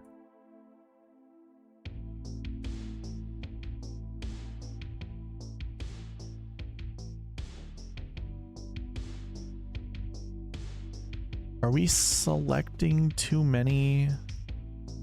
I don't get it.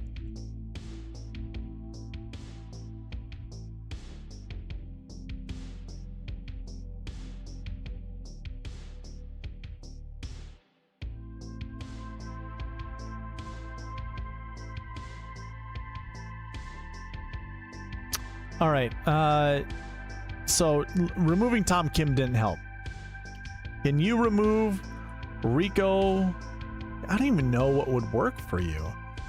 What is going on?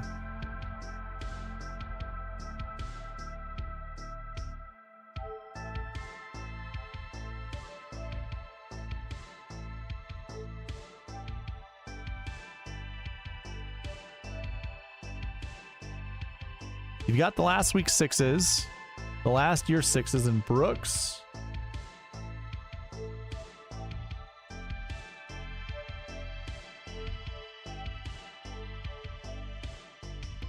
Why is it not calculating the last year fives correctly? Oh, I didn't have Tom Kim in that. That's why. What the hell?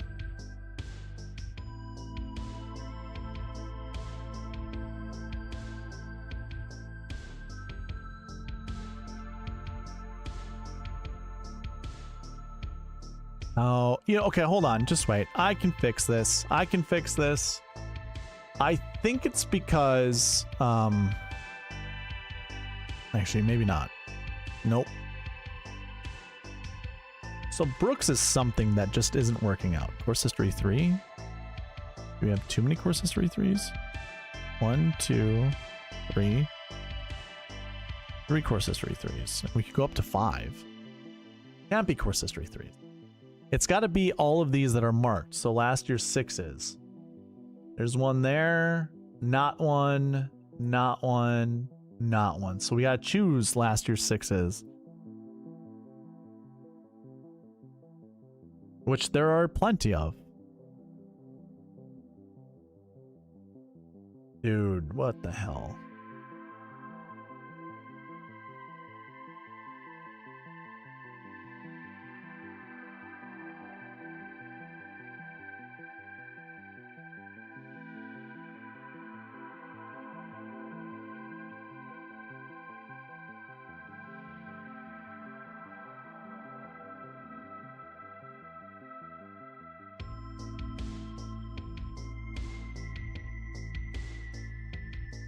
You have 4 recent form 3s. 3 last week 3s. Is that it? Is it 3 last week 3s? That's what it is. Oh my god. Unbelievable. So it's, you got to get rid of Pendrith. Yeah, you got to get rid of one of these guys. Pendrith, Hoey, or Brooks. Wow. You know, never mind. Never mind. I don't even know if you're going to get back to me in time. I don't want to waste any. I don't want to waste other people's times. I'll go ahead and just give you 3. That way we can build more lineups. Spieth, Koepka, Pendrith, Kim, Hoey, and Jimmy Stenger. I like Jimmy Stenger. I like that a lot. Koepka, Clark, Pendrith, Kim, Hoey, Hubbard. Kick Pendrith. Okay, I'll give you this lineup here. Okay, we'll kick Pendrith now. Maybe Pendrith will be selected. You never know. Koepka, Cootie, Bezadenhout, Kim, Hoey, Kevin Roy. And then it's Spieth, Koepka, Kim, Blades Brown, Rico, Hoey, and Taylor Moore. That's a good line. I like that one. Cool. All right.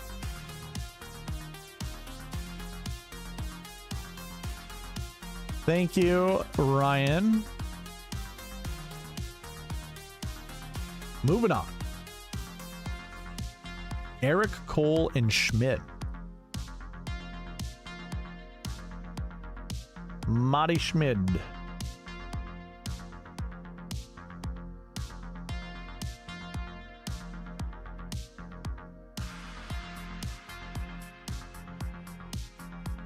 Koepka, Thorbjornsen, Meisner, Cole, Schmid, John Perry. That's a good lineup.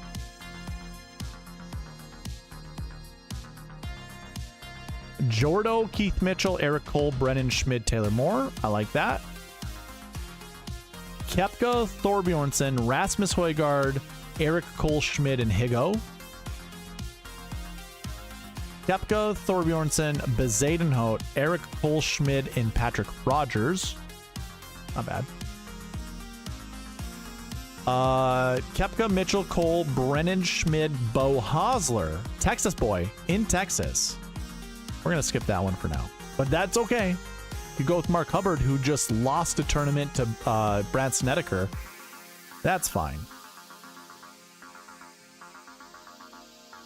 Okay. Those were lineups for Nathan. We'll go ahead and put this in there. Do you think Korean Cowboy is throwing money away, or do you think this was made for him? Won twice here. I don't think he's made a cut in a year. Hard to say, man. Hard to say. If you want a vibe check, sure. This is his jam, but the second time he won, that was 2 in a row. And he like had a issue making the cut. Making a cut. So I don't know, man. Probably not. Probably not his jam anymore.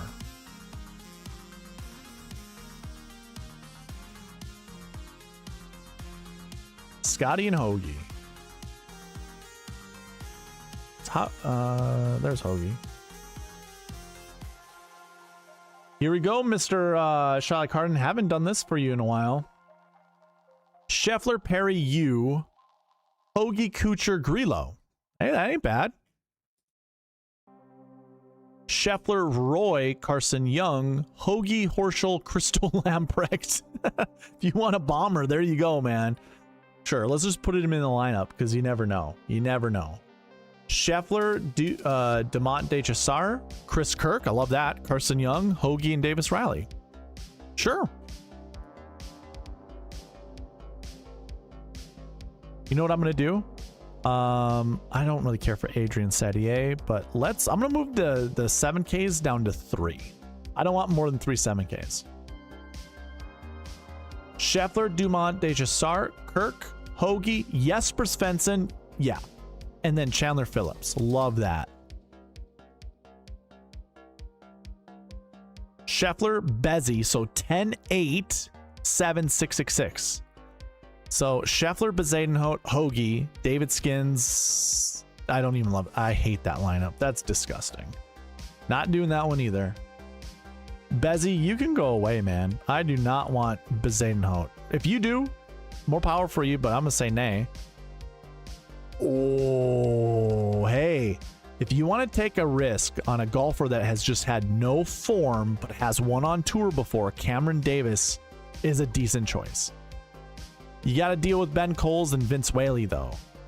I'm not going to save this one, but this is very intriguing. Actually, I'm going to save this off to the side. This might be my one Scotty Scheffler lineup.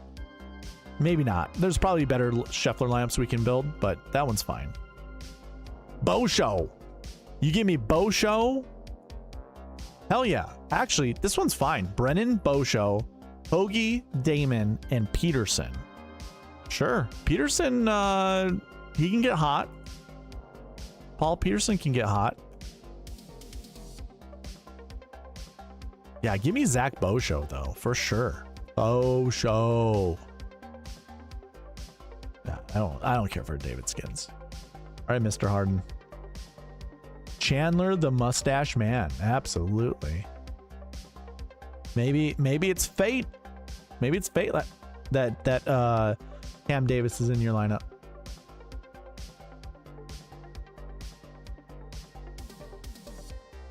New guy, Michael Kennedy, Jordan Brooks, and Jordan. He's doubling down on the Jordans. He wants that Jordan synergy. Jordan Brooks.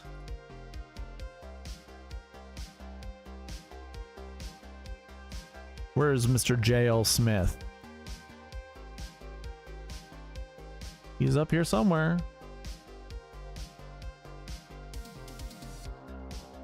There he is. Alrighty. 5 lineups for you, sir. We get let me get Hoagie out of there. Let me get him out of there. But hey, if you like Hoagie, there's a lineup for you. Spieth, Hoagie, Bezzy, Blades Brown. Oh god, sign me up for Blades Brown, dude. I'm loving me some Blades Brown this week. Spieth, Koepka, Wyndham Clark, Jordan Smith, Taylor Moore, Mark Hubbard. Seems decent already. Spieth, Koepka, Rasmus, You asked about Rasmus. I didn't answer it. Is he in a Marquee Tee Time? He is not. He is not in a Marquee Tee Time. I don't even know who he's playing with. Rasmus. Where are you at, boyo? Can't be that far down. He's got to be somewhere up here, right? There he is. He is playing with Tom Hoagie and KH Lee. So sometimes groups can get hot and there can be golfers in the same lineup. I thought maybe he was with Tom Hoagie, but he's not. He's up there. He's one of the top groups, and this lineup is just fine. Except for I don't really care for Bo Hosler. If you like Bo, there you go. I'm gonna say nay to Bo. Bill Lauer, what's up, man? Haven't seen you in a long time. Lost hundreds on Hoagie alone this month. Oof. Spieth, Koepka, Cootie, Jordan Smith, Perry, and Patrick Fishburn. Hoagie and KH sounds wild. I wouldn't do it. Y'all sleeping on TCU Hoagie, one of the best birdie makers on tour. I might put him in a couple lineups just because you mentioned him, but yeah, Hoagie's been he's been lackluster at best. Spieth, Koepka, Bezuidenhout, Kevin Roy, Smith, and Kevin Yu. I like Kevin Yu. You know what? I guess I'm going to embrace Christian Bezuidenhout, but I don't really care for Christian that much. Whoa, this lineup is extremely interesting. Spieth, Koepka, Rasmus Højgaard, Jordan Smith, Finau, William Mao. Not bad. Another Finau lineup. That's too much Finau. Finau just in that little bit of time that gave me the ick, gave me the big ick. But this is a decent lineup. Spieth, Koepka, Meisner, Smith, Rogers, Finau. That's fine. That one's fine. But ugh. Spieth, Koepka, Meisner, Smith, Rogers, and Whaley. I think you want more birdies than what Whaley can give you, but Whaley's a decent play. I don't mind Whaley. Oh, look, it's Logan's best friend, Jackson Suber. Jackson Suber. Spieth, Koepka, Højgaard, Jordan Smith, Dumont de Chassar, and Jackson Suber. That seems like a pretty volatile line. Actually, that seems like a really good lineup. I am going to highlight that one. Red. Red for warning. Red for stop. Okay. Moving on.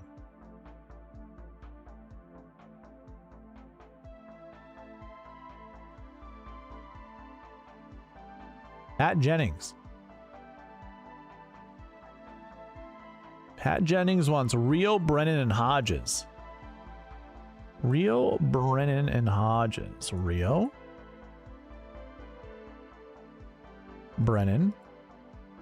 Lee Hodges is that's a name.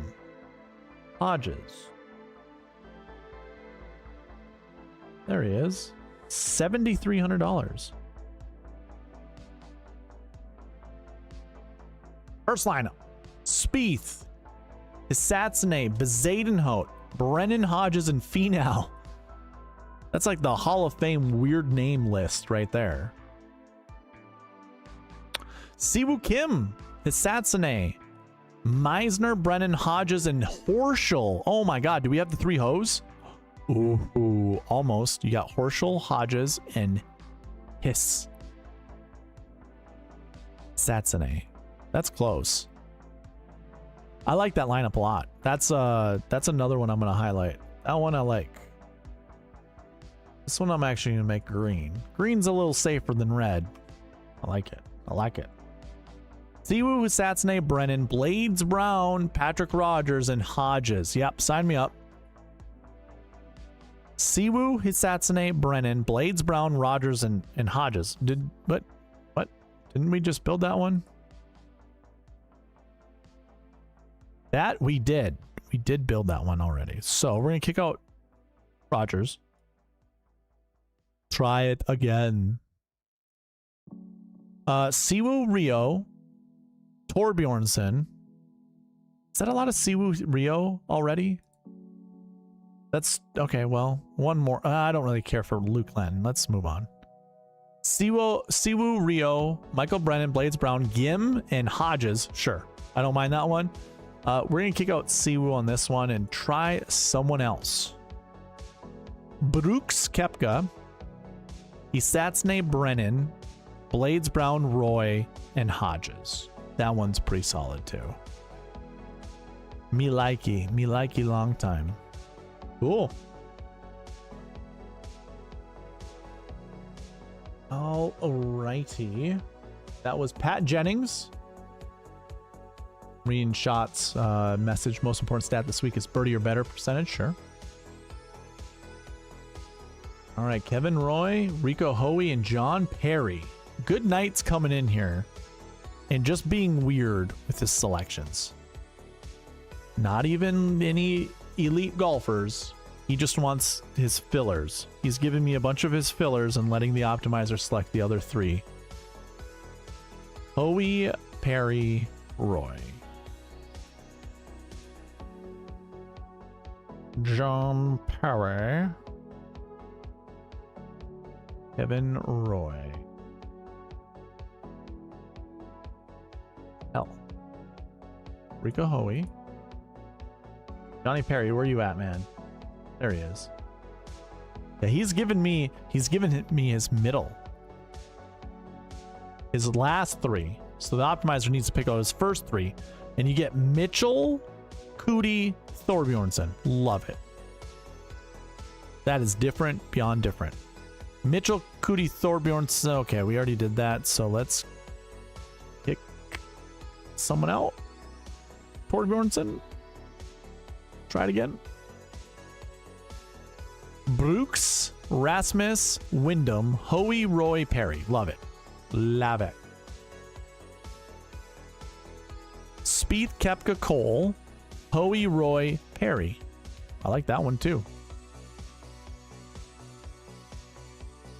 Nah, bro. Hoagie's my main guy, and I went to TCU too, but I have lost hundreds on him this month. Michael Kennedy. I met Chandler at the Zurich. Everybody was so nice, but he was the one golfer that was honestly a jerk. Whoa. The day old burrito. Bad mustache day. His swing is one of the ugliest on tour. Suber has had highlight rounds. Just hasn't broke through.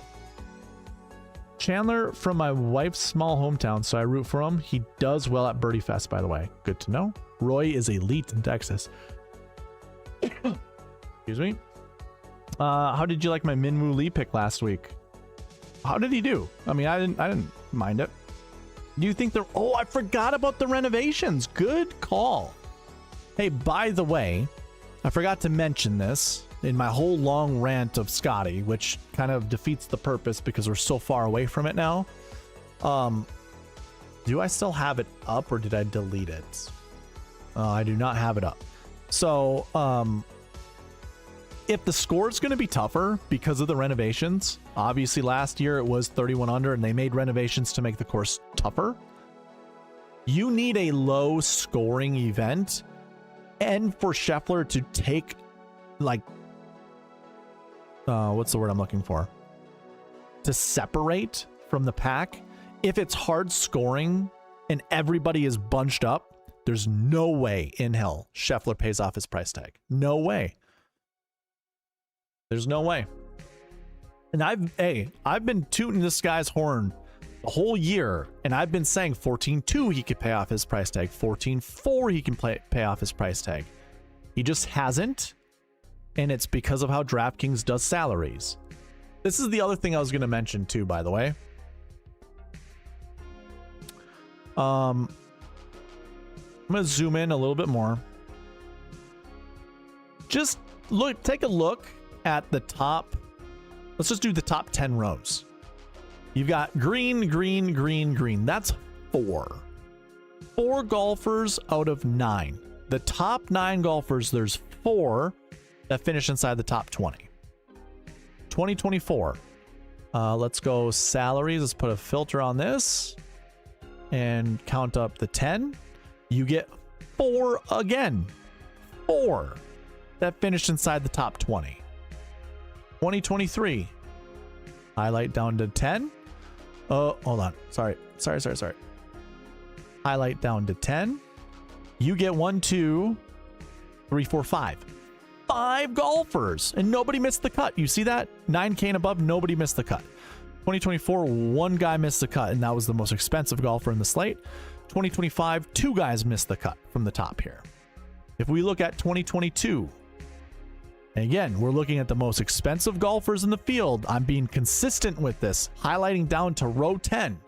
1, 2, 3, 4, 5 golfers inside the top 20. We move to 2021. Don't mind the alts. We can get rid of those. Highlight down to, oh God, I got to highlight down to 9 because the alts are taking place of the, here's 9 golfers down to Scheffler. This one has 1 less. That's 1, 2, 3, but you can see 1 golfer more, and that's Sam Burns. You'd get 4. And Burns was in the optimal lineup. 2019. Go down to 11. We only have 2 this time.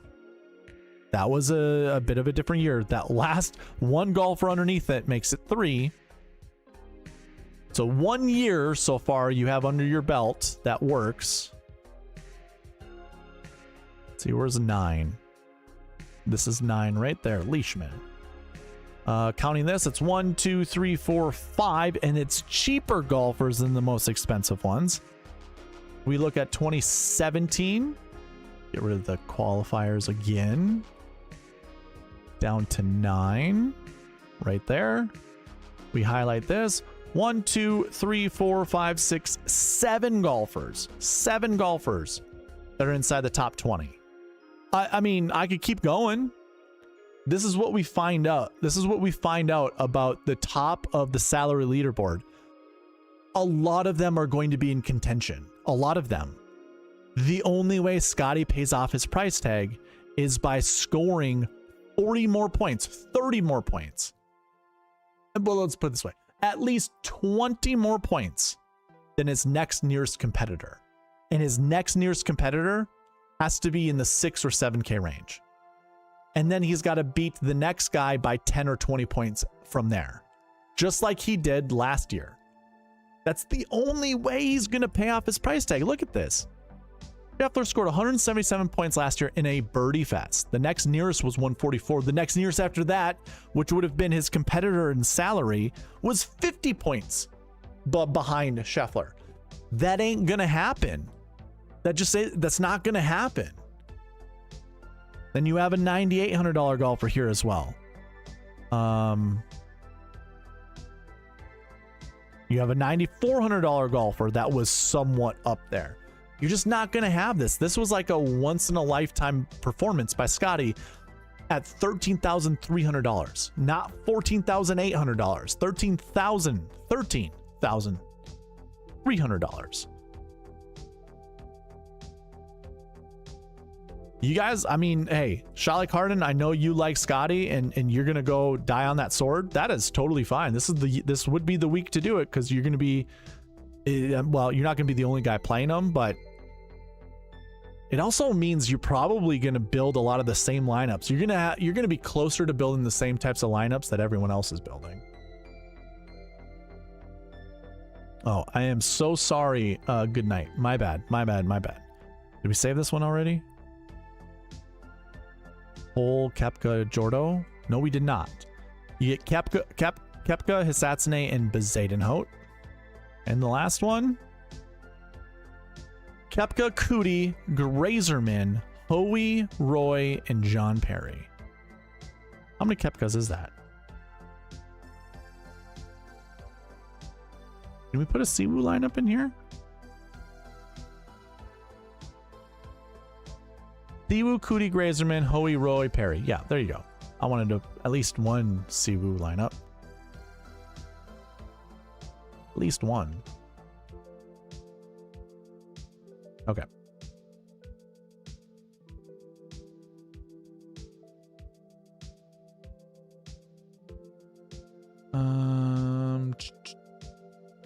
That's good night. Shot says, wow, I like that lineup. Thank you, sir. 3 University of Texas guys there. Dick Pendrith. Thanks, just wanted to see what it would do with 2 low guys. I like that one. Chandler the Mustache Man. I hit Cam Davis 120 to 1 a few years ago in Detroit. Phil says I've lost hundreds. I've already read a lot of these. Let's go back up to my Kennedy. I met Chandler. Okay, never mind. Dude burrito, or the day old burrito hasn't broke through. Chandler, Roy is elite in Texas. How did you like my Minwoo pick? Oh, do you think the renovations, that's where I stopped. Do you think the renovations are enough to knock 10 strokes off that minus 31 last year? And I would say, yeah, I mean, I think 24 under is still in play. Even like 28 under, so, you know, like if someone gets really hot, I think it's still in play. You agree, but you think Scotty's going to win by a touchdown. So if you think Scotty's going to win by a touchdown, then yeah, you absolutely play Scotty. I just don't think he's going to. Stenson 10,300 NL. Thank you for the talks regarding Scotty. Your analysis helped show me that based on prices, odds of paying off just aren't good enough. Yeah, I don't think they are. Thoughts on Hayden Springer here? Yeah, absolutely. Sign it. I mean, Hayden Springer last year shot a 59. He also threatened to shoot a 59 another time. So yeah, he's a scorer by far. Play Hayden Springer if you can. I think it makes it easier to play Scotty. Laughing my ass off. Just have to get the right combo behind him, and I play a lot of lineups. The shot, you didn't see me create all the different iterations of lineups. Even if you go very limited with your player pool, you're still building way more lineups with Scotty Scheffler than you can with any other combination of golfers. Which sounds weird, but if you put limitations on how much money you leave on the table, there are less lineups you can build starting in the 9K range than you can with Scotty because of how many 6K golfers you have to pick. It's the biggest range of golfers. You know, if you take the whole 6K range, it's 94 golfers to choose from. If you only select 6,500 up to 6,900, that's 50 golfers. Just to put that in perspective, that's the same amount of golfers that are in the 8K range as well as the 7K range combined. So you'd build way more lineups, and then you'd be putting 7K lineup or 7K golfers in that lineup as well, meaning you build way more lineup, like combination lineups. Dude, builds are so hard to build with Scotty. I agree. Shelly Carter says also because the 6K and 7K range aren't that much different at an easy course like this. You know, I heard that from what was it, Tam or Alex Blickel or something like that. It's not that I don't disagree with you. This is the issue. It's a numbers issue. So there's 146 golfers in the field, and if we just go salaries and we go to $7,900, that's 128 golfers. None of them in the top 50 of the OWGR, which is obvious. That only makes up 74 of the strength of field points. That's not a lot. That's not great. So to your point, yeah, there's not much difference between the 7. I mean, like we could do this. So 74 is the strength of field, but only in the 6K range, it's 17. So actually, technically, there is a big difference. It's a big difference just by strength of field points. That means there's a couple golfers that are that much better in the 7K range than there are in the 6K range. 83 golfers is what I get for just being in the 6K range. Oh, it was 94 last year. Oh, yeah, last year. Okay. How many are in the 7K range then?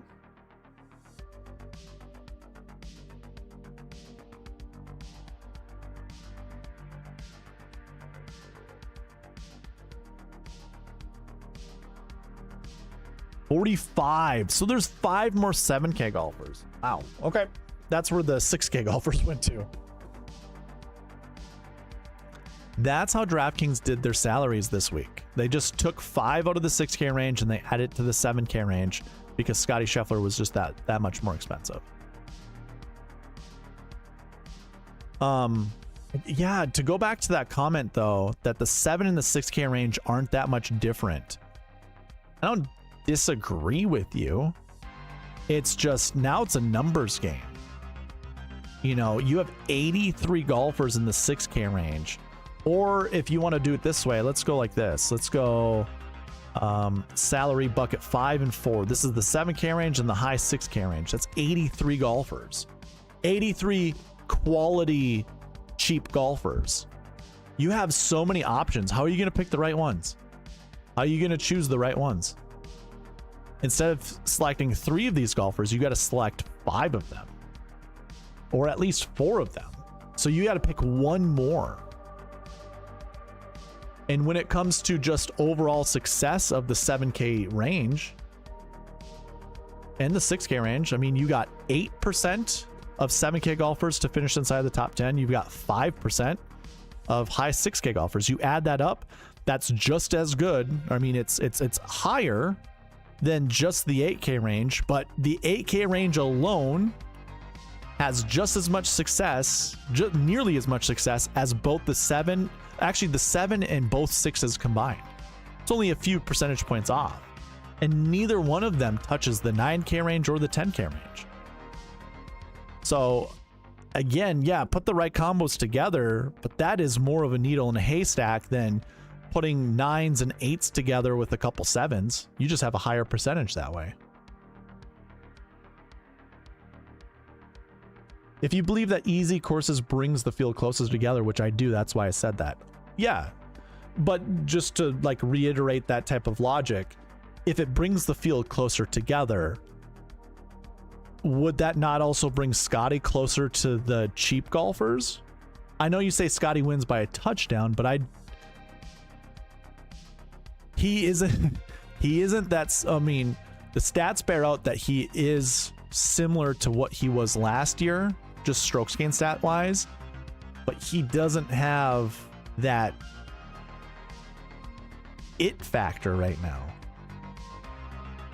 And then maybe he does win by a touchdown, but then you got to hope that none of the 9K golfers are that second place Van Rooyen. Like, you got to hope that, you know, Spieth isn't right here with Siwoo Kim or Brooks Koepka or Keith Mitchell, because if it goes Scottie at 177 and then it goes 144 $9,800 and then 124 $9,400, and then you got the 7K golfer here. Now these lineups, like if we just pretend that this lineup right here would work, was it 6 golfers? Let's just pretend this is it. 735.5.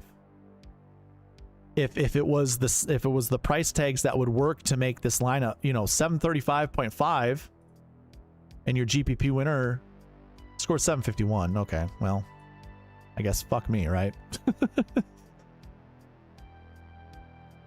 That is kind of insane.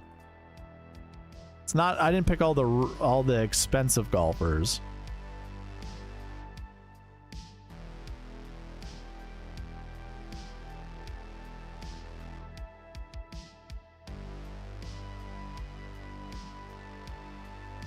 It's just, I'm not going to get there. There's no way I get there.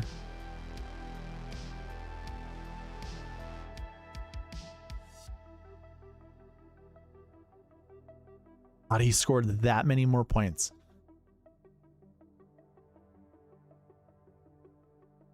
Either way, that is with a $13,300 Scottie. $14,800 Scottie isn't going to, that's not going to be that GPP winner, because this is what that GPP winning lineup was. It had an 8K golfer and 2 7Ks in it. You don't build that lineup. That lineup ain't gonna happen with a $14,800 golfer.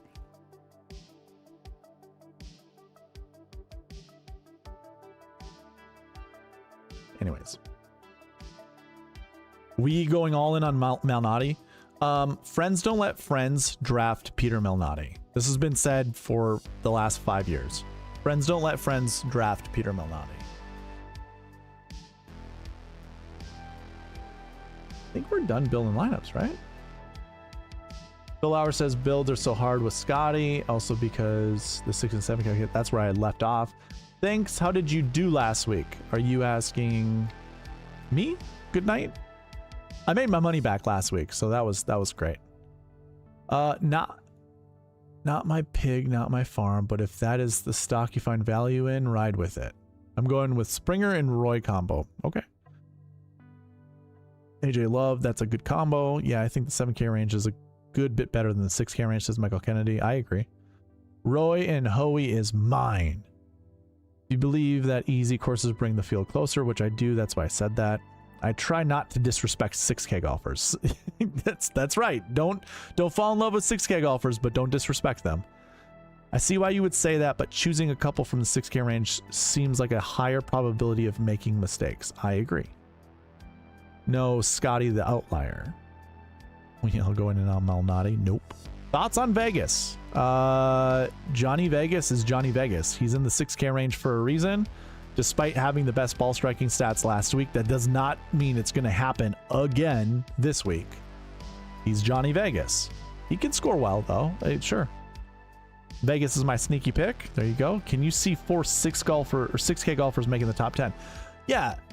So, well, I am not going to analyze the 6K range this week. Like, okay, here.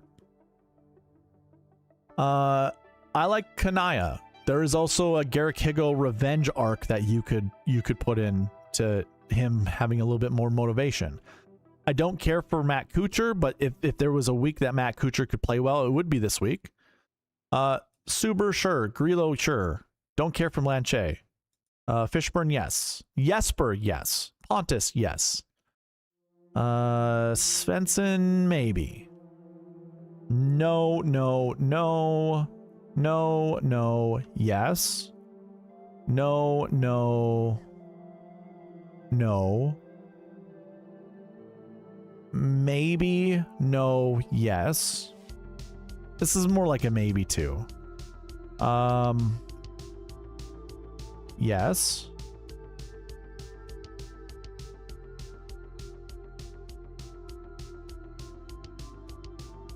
Yeah, so those are the only names that I'm cool with.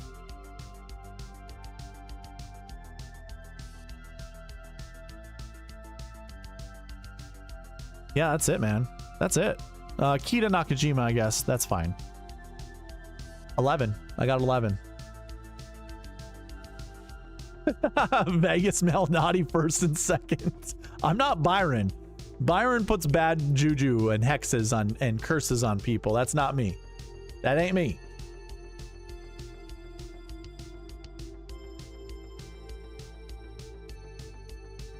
I think I got all the lineups, right?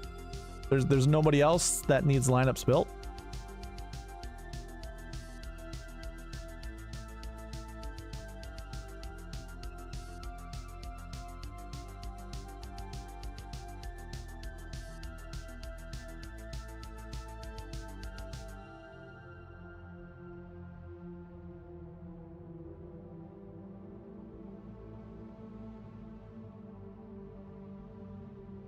Yeah, that's all I see.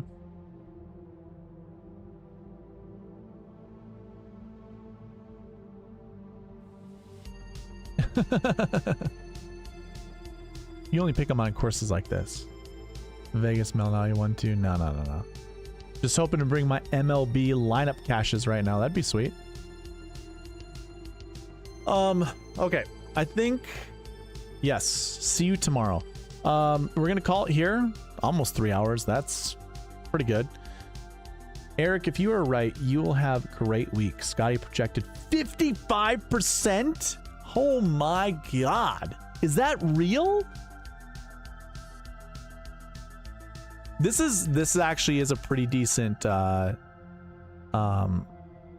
would you call it? Case study of what are people actually smart building lineups, or are people looking for value? I've always thought people look for value, and it's not that they're technically smart at building lineups. They just see you know, like someone like Scotty being $14,800, being like, holy crap, there's no way we can build good lineups with Scotty Scheffler at $14,800. I rather pick, you know, 4 golfers that are 8K and above, and then sprinkle in 2 7K golfers and maybe 1 6K golfer. I was gonna show you this before too, that if you just went points, well, I guess I can do it this way. This is a better way to do it. You just look at the 6K range, and we come down here to this little part of the tool, and we just pick finishing position, say 15th or 16th place or better. We could go every year and just see all the 6K golfers that actually finished 16th place or better. And you got 1, 2, 3, 4, 5, 6, 7, 8, 9, 10, 11 golfers. So that's a lot. In 2025, that was 11 6K golfers. In 2024, 1, 2, 3, 4, 5, 6, 7, 8. So not a lot there, but 8's still a good number. Remember, it's like 8 out of 90. So like 10%. 1, 2, 3, 4, 5, 6, 7 in 2023. 2022, there was only 4. Only 4 in 2022. 2021, there were 6. 2019, 1, 2, 3, 4, 5, 6, 7, 8. 2018, 5. 2017, 5. And then, of course, you come down here, and we've got the 6K range here. You can see the top 10 counts for the 6K range. Total of 5, 6, 8, 3, 3, 0, 4, 1, 4. It's not a big number, especially when I drill out of the top 10 counts. And now we get the totals. Like, that's insane. 94, 96, 95, 94, 95, 0, 88, 61, 75. Yeah, and you go throughout all those numbers, it's basically 90s for these first ones. So it's 5 out of 90, 6 out of 90, 2 out of 90, 3 out of 90, 3 out of 90. Let's just say 4 out of 80, 1 out of 61. I think that's what that number was. And then 4 out of 75. Those are terrible numbers. Those are terrible numbers. Like 4 out of 90. 4%. You have a 4% chance of getting those 4 golfers correct. Or 4% chance for each of... No, 4% chance of getting those those golfers correct. 1 out of 61? 1%. What was the best number that we saw? 5 out of 94? That's 5% chance. Those are just terrible numbers. Terrible numbers. Now, I've always been a proponent of selecting 1 6K or 2 6Ks, 1098 776, 1098 766, 1098 777, 10877, or wait, how does it go? 1088 776 or 108 3 7s and a 6. Like, I've always been proponents of building lineups like that. 10-8, 2 7s, 2 6s. But never 4 6s, never 3 6s. That just gets way too hard. Shally Carden, have you seen this website? I know you watch videos. I just don't know how much in detail that you watch. Yeah, dude, I mean, I'm in love with my website. The bucket system, baby. It's a bucket system with using visuals and a database behind it. It's so good. So good.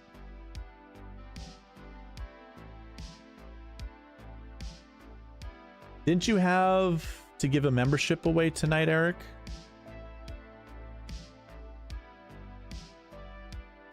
Remind me of what the membership was. 25 likes? Did we get to 25 likes at all? And on any of my videos?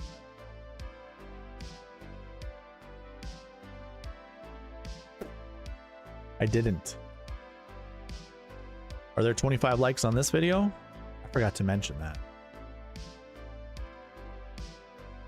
If you're talking about the subscriber count, it's not the end of the month, or it's not the beginning of the new month.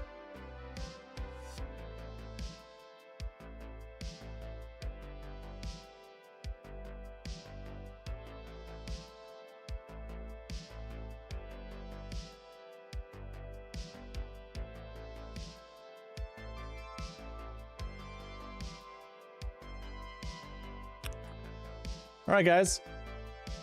I think that's it for me, man. I got nothing else. Nada.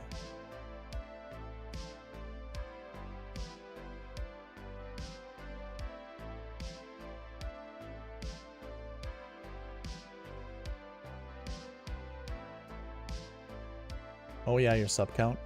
Gotcha, got it.